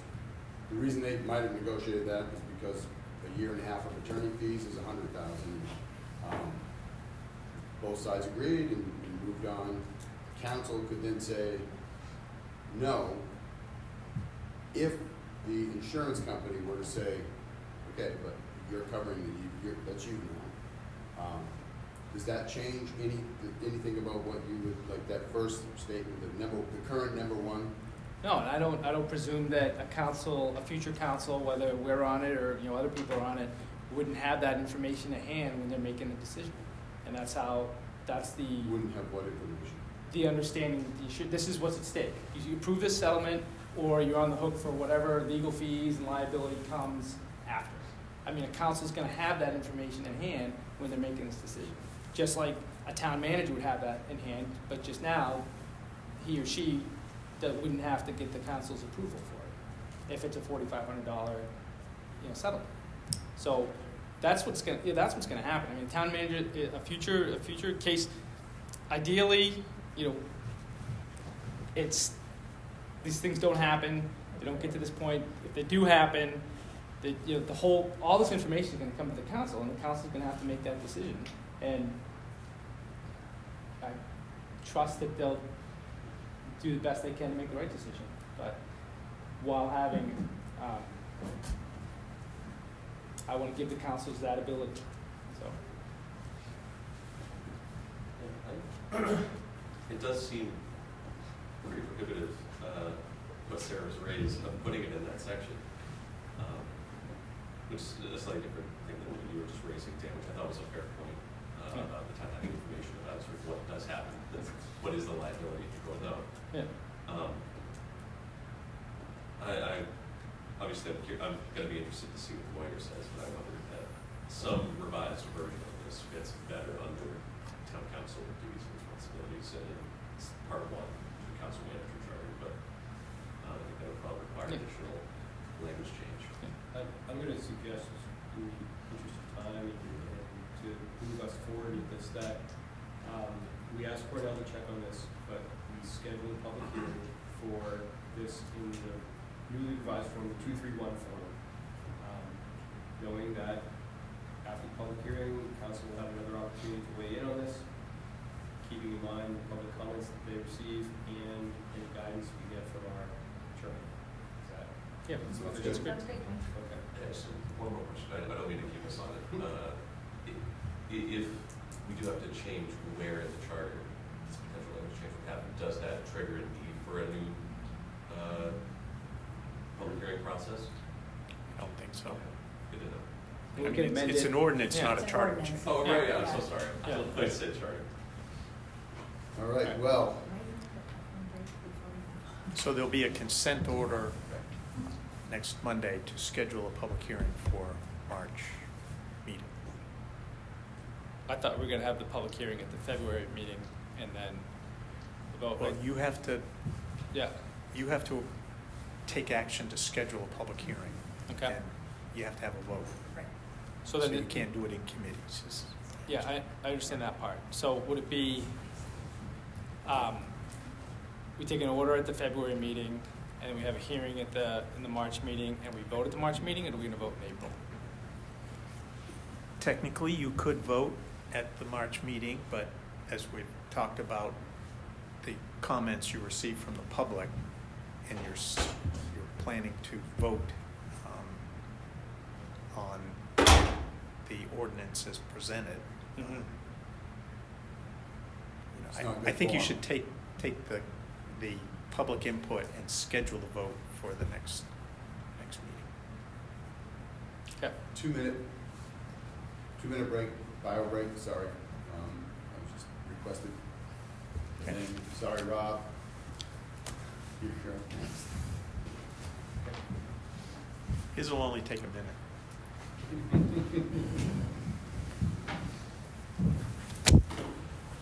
Thank you.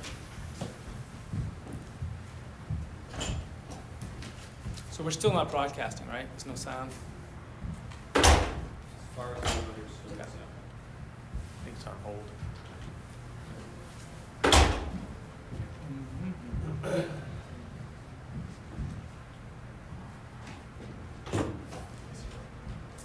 We're getting there. What's that?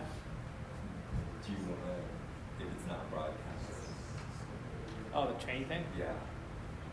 Yeah, we can, Should we bump it on that? I- Or is it gonna be too much? I would like to say, I like it. to be Yeah. there. I mean, I think we should talk for a minute or two Okay. about, what potential next steps Why could don't be. we just talk to request that town staff talk to whoever, Yeah. get our information, and that way it's, Yeah, we're taking a step towards it, but we're not Yeah. standing away from the conversation. but I'm hopeful that our consensus is, we'd like to have a community, we want to inform the community about what's going on, because things are changing and they're going to be Yeah, we're good. Yeah, sure.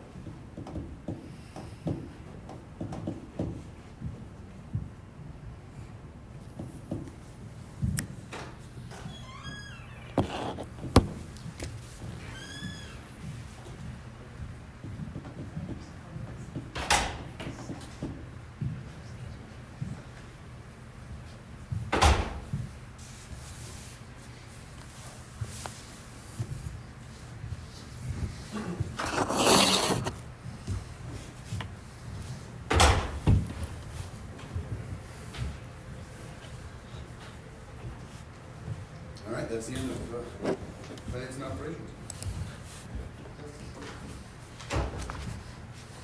Workshop, public safety building, sales.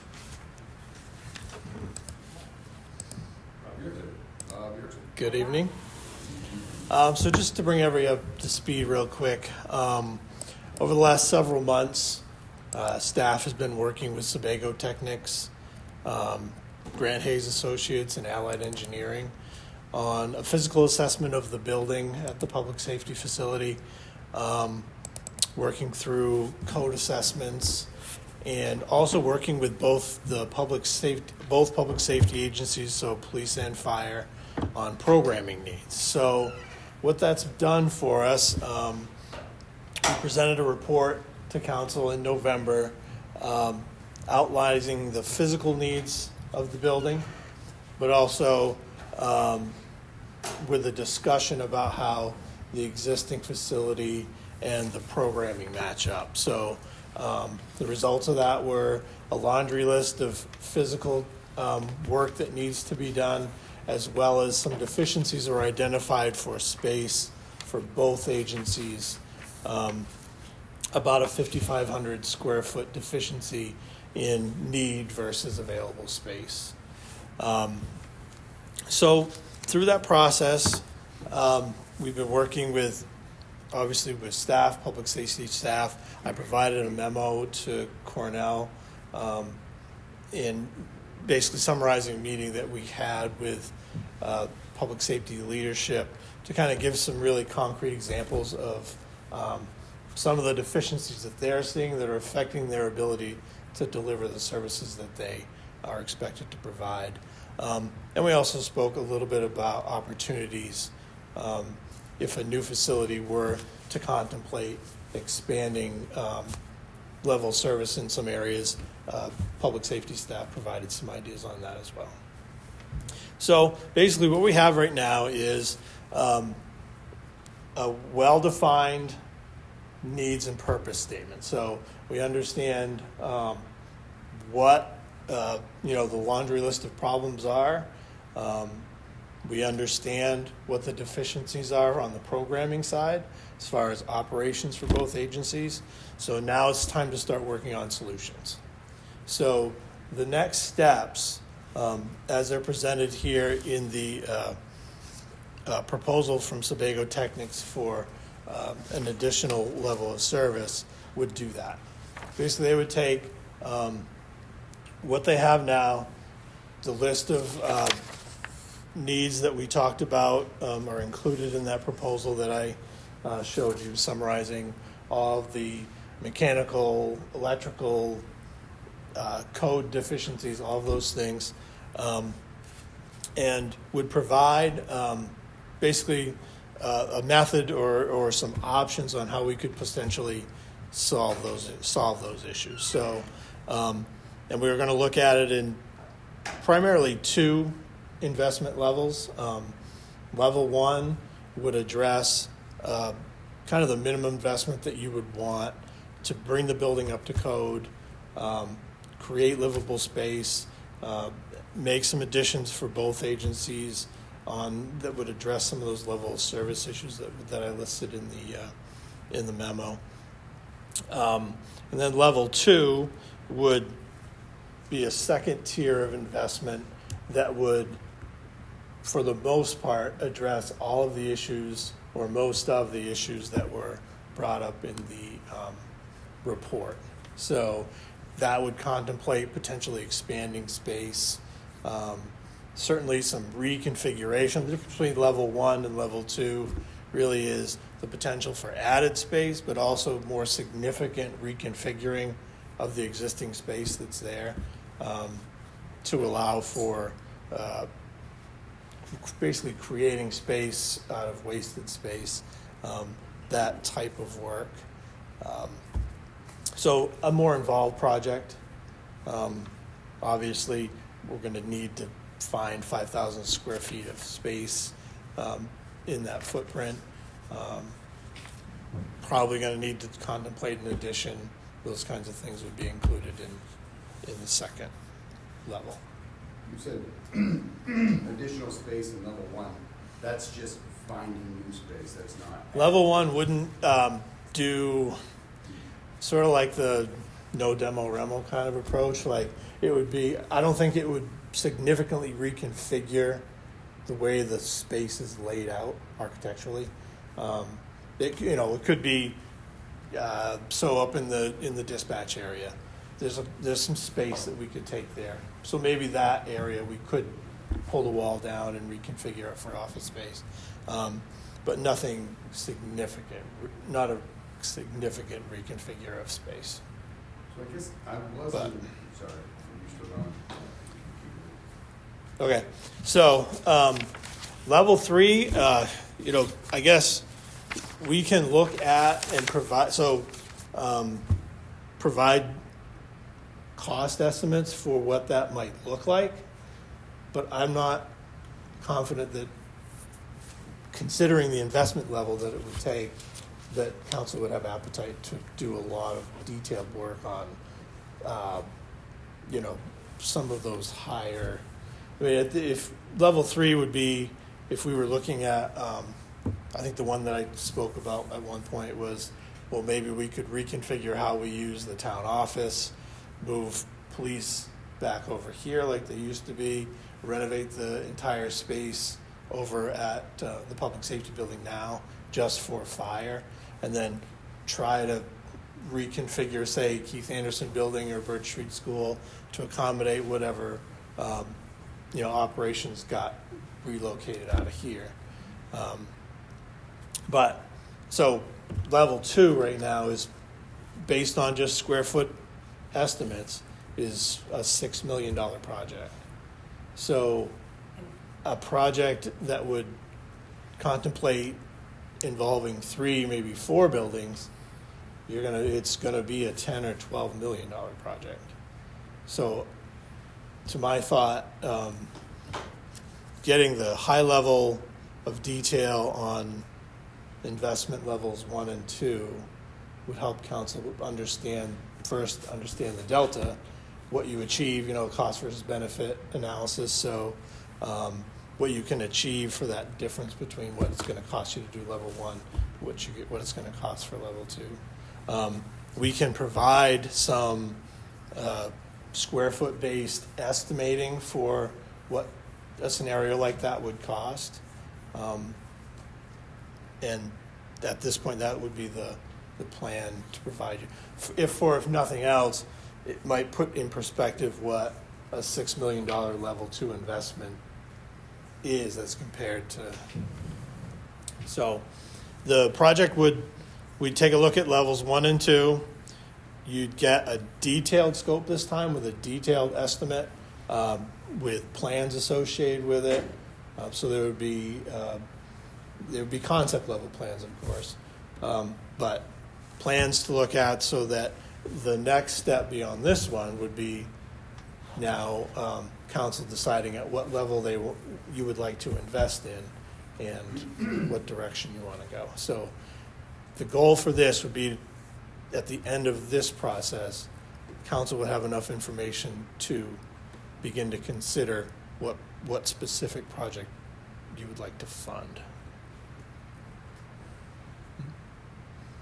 I just wanted to know, can you clarify for me on the level 2 level of the project? So you're saying that's approximately $6 million, the level 2.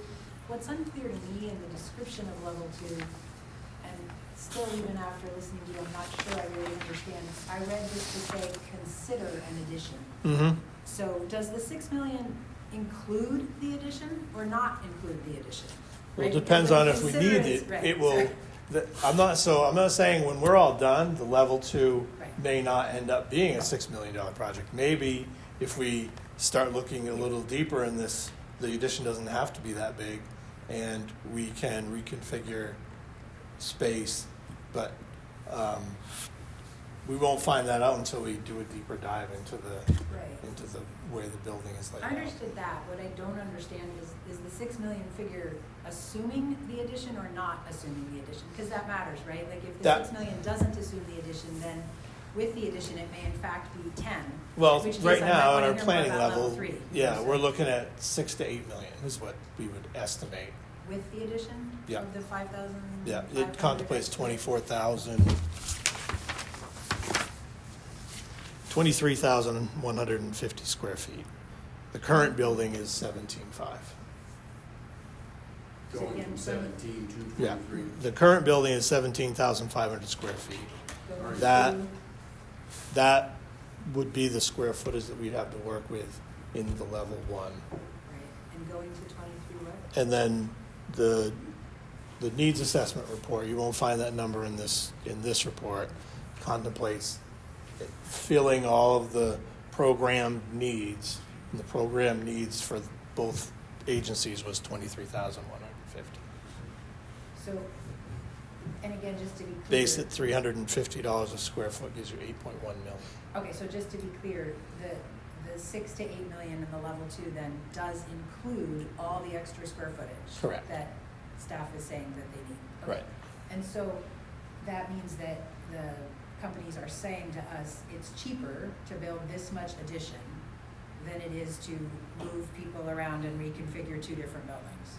Because you're also saying 10 to 12 million at level 3.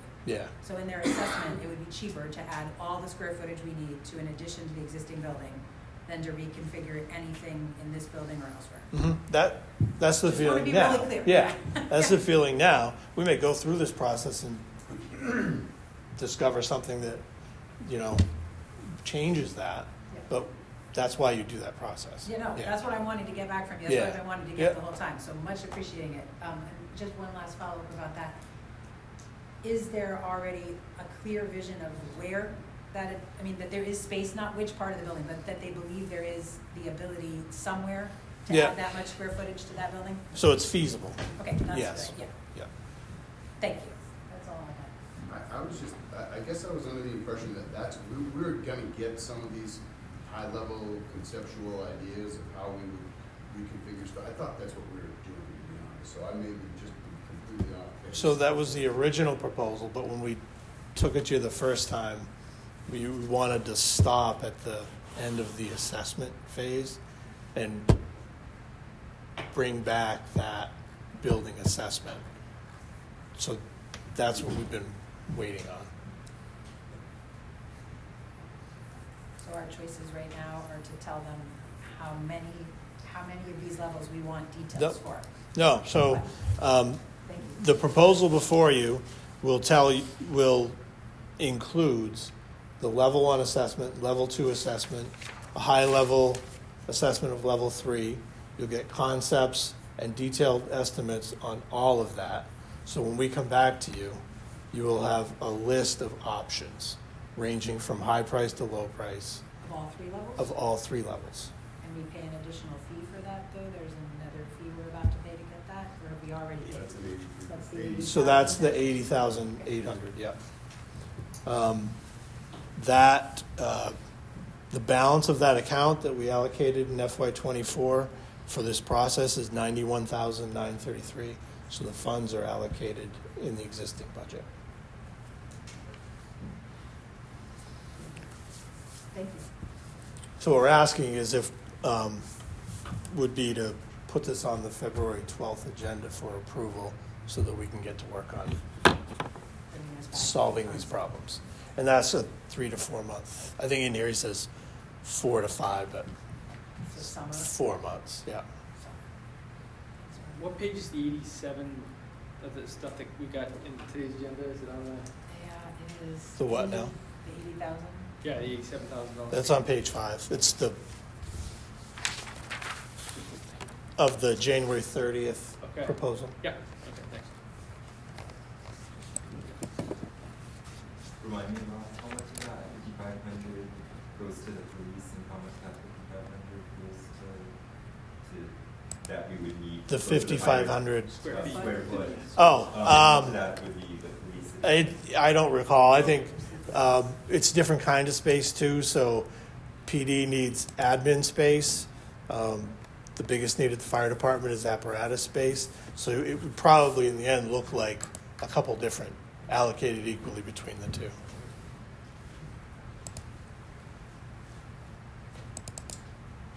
Feel like when we toured that building, Yeah. I felt like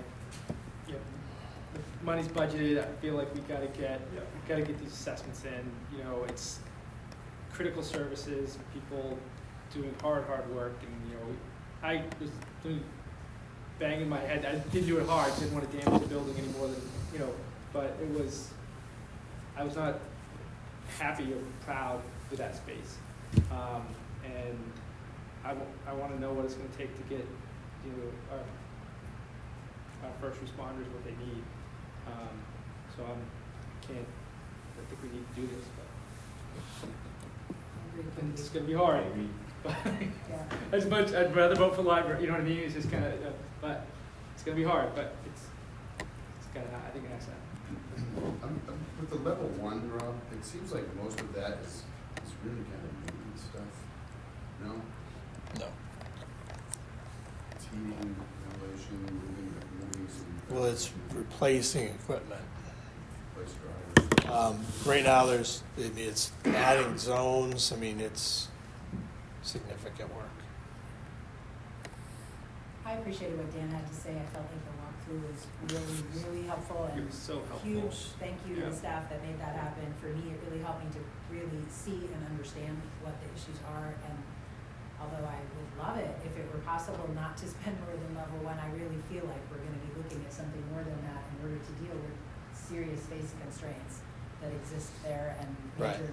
But remember, So- we're not asking you to make that I know. decision right now. But I think We're it's asking you great- to help us get together all the information so that you can make that decision. I understand. I just am very much appreciating what you've gotten us so far, and I think it's important that we get these designs for all these levels, because there are really serious needs there, and I want us to take a look at that closely and see what we can do. But you said that falls under level 3, like looking at full Level two. utilization Two. Didn't you? of this building or other stuff. That would be level 3. If you're going to go beyond Four building solution. yeah, Like, four buildings you know, if sounds it's like more renovate expensive. I don't the wanna do it. renovate the town office, so this is PD and code, and that's all fire, and we move the town office operations to Keith Anderson, and we add to the library to move some community services that are currently held at Keith Anderson to the library. That's kind of outside what this scope would do.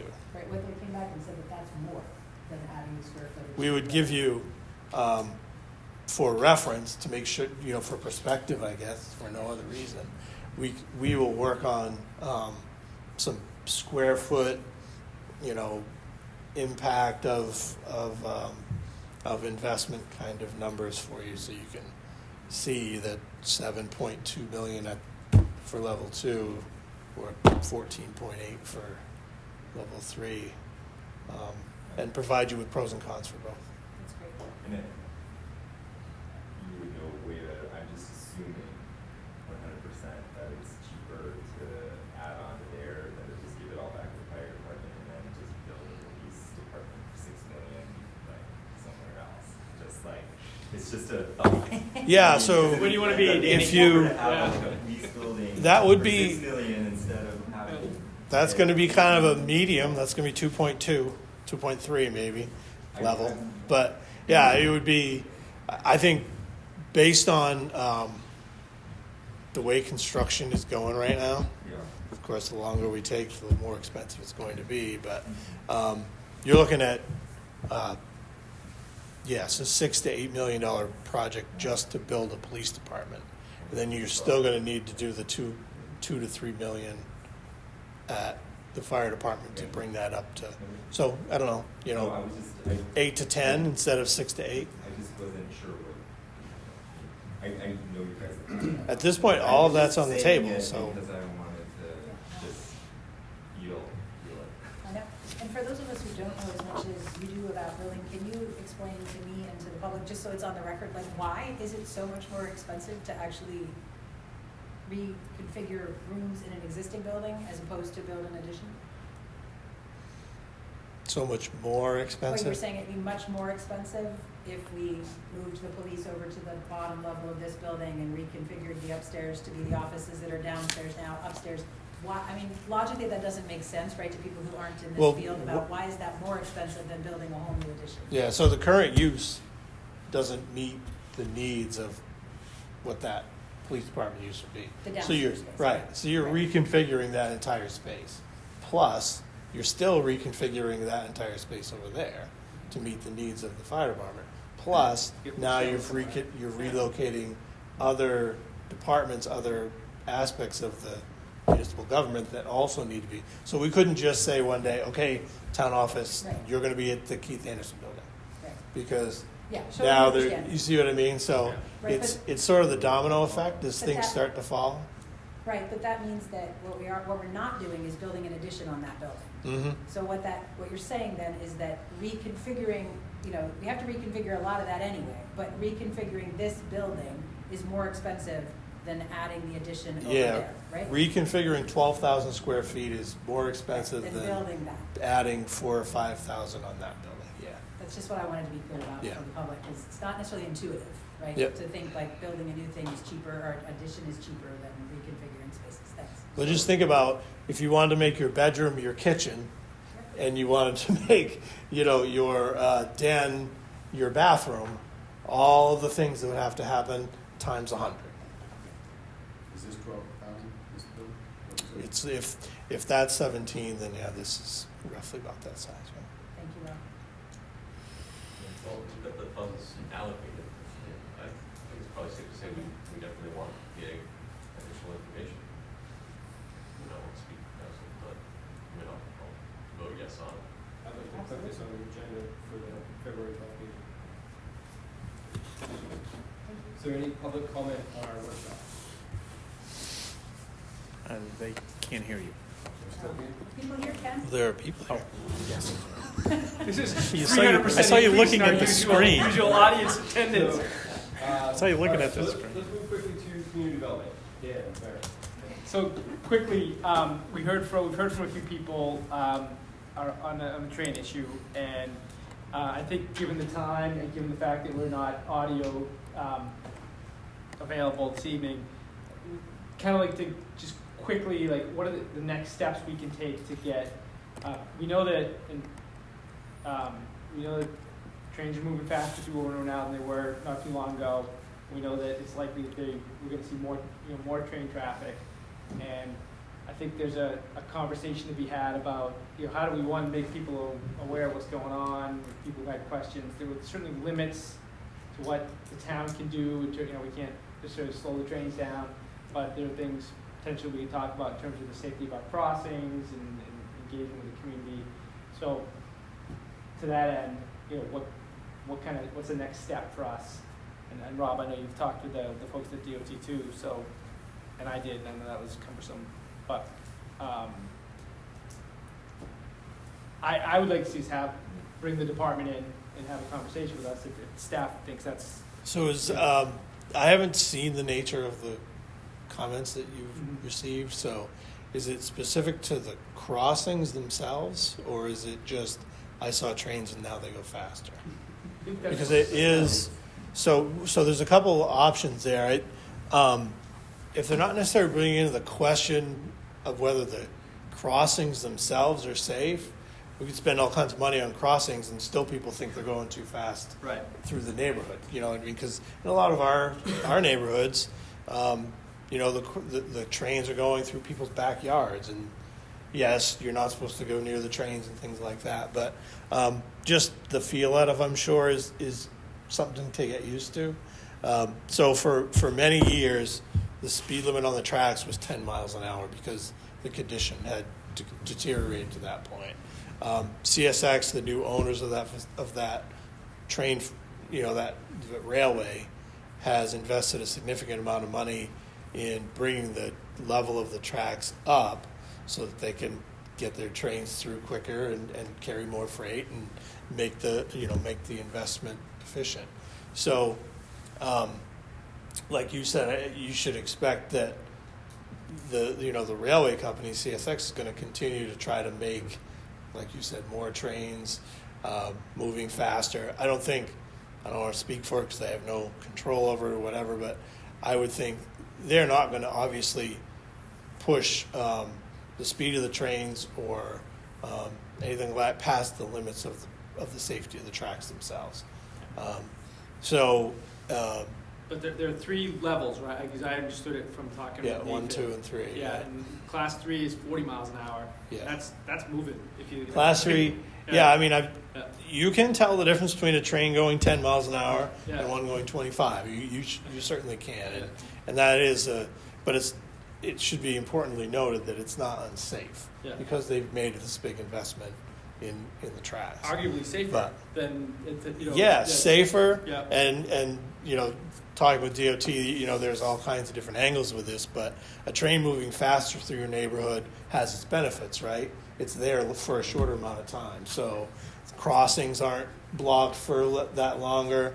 The noise doesn't last a half hour now; it only lasts 15 minutes. That kind of thing. So the impact, in some ways, is lessened by a faster train. I think the only issue that I know that the resident, before when the train was going 10 miles an hour, it rarely had to use the horn, and now when it goes by 25 miles an hour, it's using the horn at every crossing.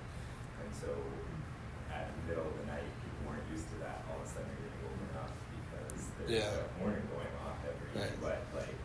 30 seconds starting.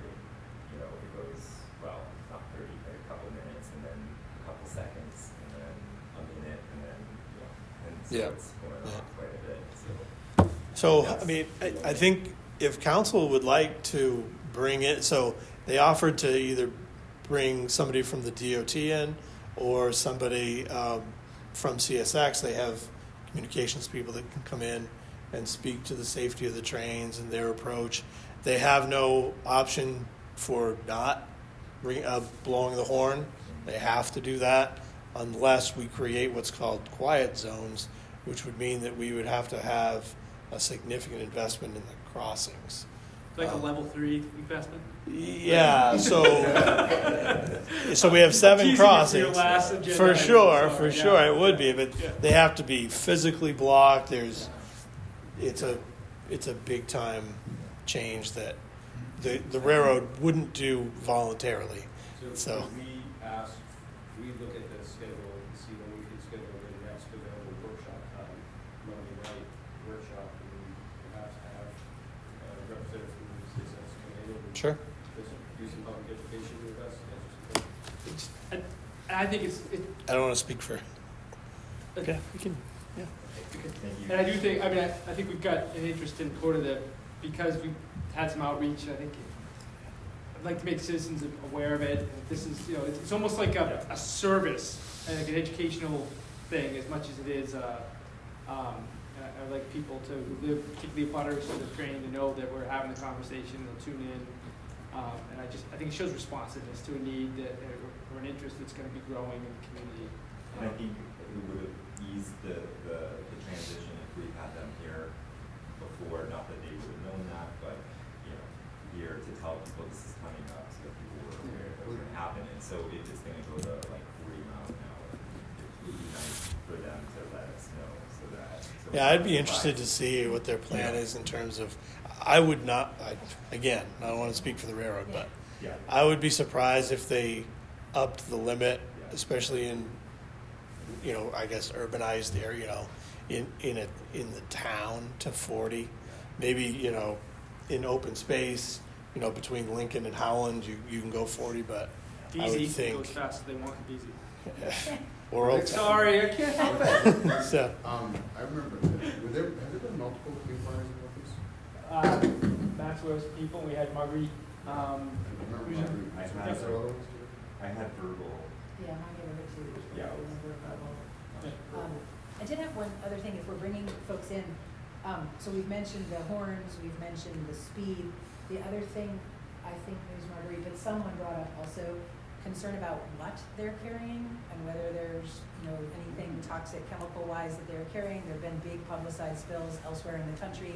I don't know what Maine state law says about whether, CSX and other train companies are required to disclose what's on certain trains or not, but some information from them about that also, because there has been concerns in the community, not just about speed, but speed particularly related to what's in them, and if they crash, Sure. what the heck could happen to us. yeah, we can ask them to be That'd prepared be great. to talk Thank about you. that. That'd be great. Thank you. Thank you. People like the piece of I don't know if it's gonna be peace of mind or not, but I mean, knowing is better So, than not. yeah. Yeah. Should we also just post what we do know on, how we get that information out there? That they made investments, they made them safe, and they're speeding up, and just so it's like everyone. Well, if they come in and they bring us a PowerPoint or something, or they bring us some material, That'd be, yeah. Speaking of the right way to go. And it's on record. Thank you. Got it. That's good. Rob? Thanks. Grant? Mini grant. Hey, you want to do standard? Shall I? Mini grant? Yeah, you wanna do it? Sure. Thanks. So, a couple weeks ago, we considered several mini grant requests. One was by Launchpad for public murals, and council determined that we wanted to table that. We got some more information. Sarah helped in drafting a response to Launchpad, which tweaked a little bit, sent to them, and they got back to us very, very quickly. I forwarded to Cornell, and forwarded to council their replies. They really addressed all the questions that we had. And Josh, the director, had offered to be here tonight, but I wasn't completely sure when or how we would be able to accommodate that during this meeting. So I would say he is willing to provide us with more information should we need it, but he has provided us with all the information that we asked him about. So if we're comfortable going forward with it, we can sort of nod and go on. Yes. And I'm Josh. So. Oh, you're Josh. Oh my gosh! We made you wait. I saw it on your agenda, so I thought I'd just make it easy. And Oh, answer. yeah. Oh, jeez. Well, like I said, I apologize because if I'd known who you were, we would have changed the order of things. No worries. I learned so much about the town of Orono. So, Can with we give Josh a Josh's- check? Can we give Josh a check right now? Or, yeah. Do we have any questions, concerns? I did not, after reading the responses in Yeah, the email, I- I felt like everything was answered, and I'm in favor of this proposal. I would love to move forward. Very good thoughtful responses on each of these. Was really illuminating. I was really impressed because it was my question about making sure that these were, all art can be political, but making sure that these were sort of inclusive and community-minded projects and things like that. So not only just seeing samples of the work that has been done by other places, but hearing about your vision of it really put a lot of those concerns to rest. So, Art exchange too, right? Yeah, so one of our major projects, if you've been to downtown Bangor, is the Bangor Arts Exchange. Yeah. So, amongst other projects, we do manage that facility as well. Yeah. I did have one question, which is not about approving or not approving, but I was wondering, as walking around Orono, do you need to have brick surfaces to install? We have a lot of We- buildings I noticed with wood or siding as well as brick. Like, what surface is Brick needed? is ideal. Granite also will work, or things like that. I don't know that I've seen it done on wood. I can find out. Essentially, it's like the same type of paper as a blueprint, right? And it's kind of the old school style of how you would have adhered posters, a century ago or whatever. It's a wheat paste. It's literally flour and water mixed together until it creates a glue. And so that's all that is actually being adhered to the side of the surface. And you have to do it in a way where it gets smoothed over and then it dries, and then it should hold for a while, but over time, rain and colder weather will essentially start to deteriorate the image, the paper. Some of them kind of just fall down on their own. Usually what we try to do is maybe in the fall, do an assessment if we just need to go remove any, and of course the property owners are often keen to let us know if come take something down. But they can do it themselves too, no real issue, and if it's a real kind of thing where it's like adhered and it's gonna take a little bit more force, you can just use like a spray washer, any kind of any water with like force will literally blast it right off, no problem. So I guess my other thing was, the artists that you pick, will they be picked from Orono artists, or I think do you ideally prioritize we that? would really like to encourage local artists. When we've done it in Bangor, we did not make a requirement that you had to be a Bangor resident, and we did get on occasion adjacent communities, artists from adjacent communities, and that was fine, and I thought that, but definitely we would try very hard to try to keep it local for sure. I thought that was great about the Bangor project. I knew a high schooler who was chosen and was an amazing artist, and it was so wonderful to him to have his art on the building. It was great. Yeah, I think people of all different skills and backgrounds will potentially submit, and so you may have something that's quite advanced, and you may have something that's more basic. We just literally take that, we get them professionally printed, and then we cut them out, and they get adhered. So. We can help you promote that in the town, right, in terms of our channels. Yeah, I mean, I think the biggest challenge, honestly, will be just like making sure that people are like building, like property owners are interested and know about it. I'm sure it'll be easier to talk to business owners, but then obviously they're sometimes not the final say on that. So then getting to connected to property owners can be sometimes a trick. So if the city has any suggestions on routes we can take to advertise to both artists and property owners that may want to participate, that would be awesome.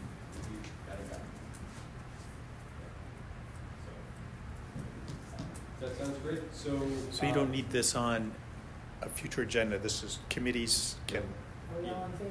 So we don't have to vote on this, we just have Got to it. sort of agree to move forward? I feel like some of you would be 2 thumbs up. Yeah, That's great. 100%. Right.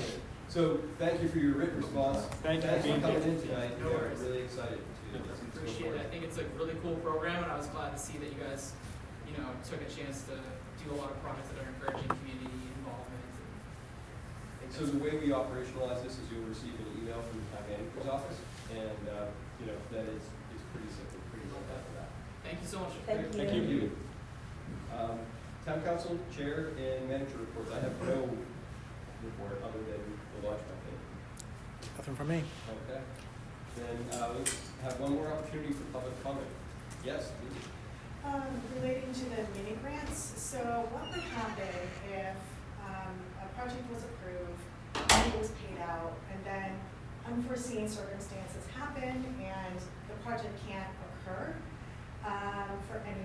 if there's no new launch date, able to be set due to circumstances like weather or what have you, would someone have to refund the money back and reapply?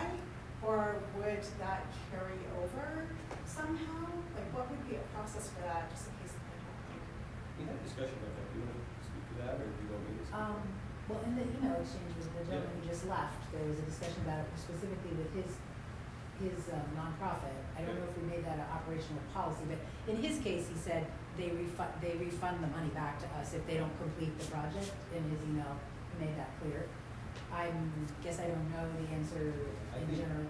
What we've asked our community grant recipients to do up to now is submit a receipt to us or submit a bill that we can be paid. So often that happens after they've incurred some expense or response, so we're not uploading it from. However, it's a new program.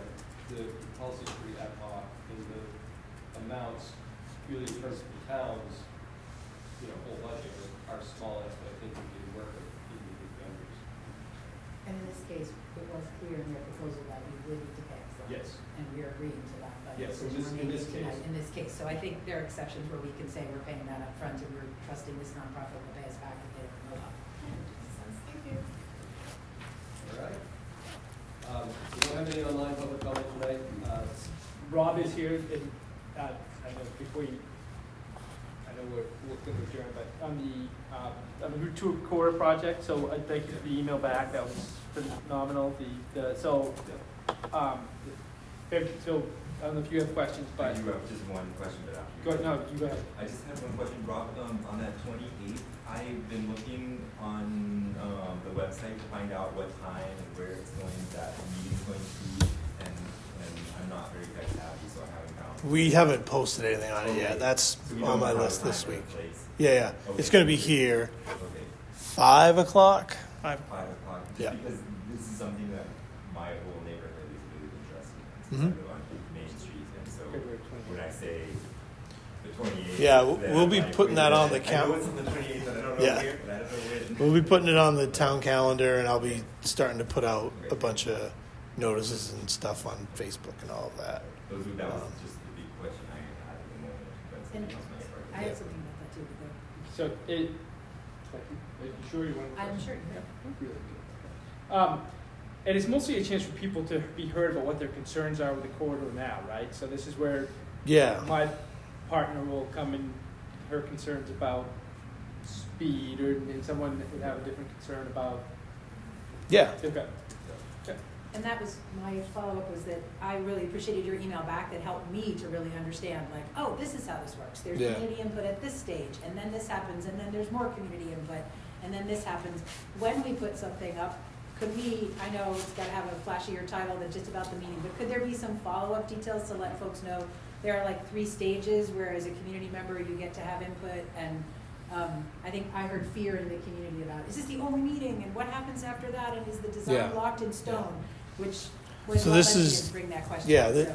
this information, this is really the first opportunity for members of the public to either bring up specific locations they have concerned about, or some general sort of goals that the design should look at and try to meet.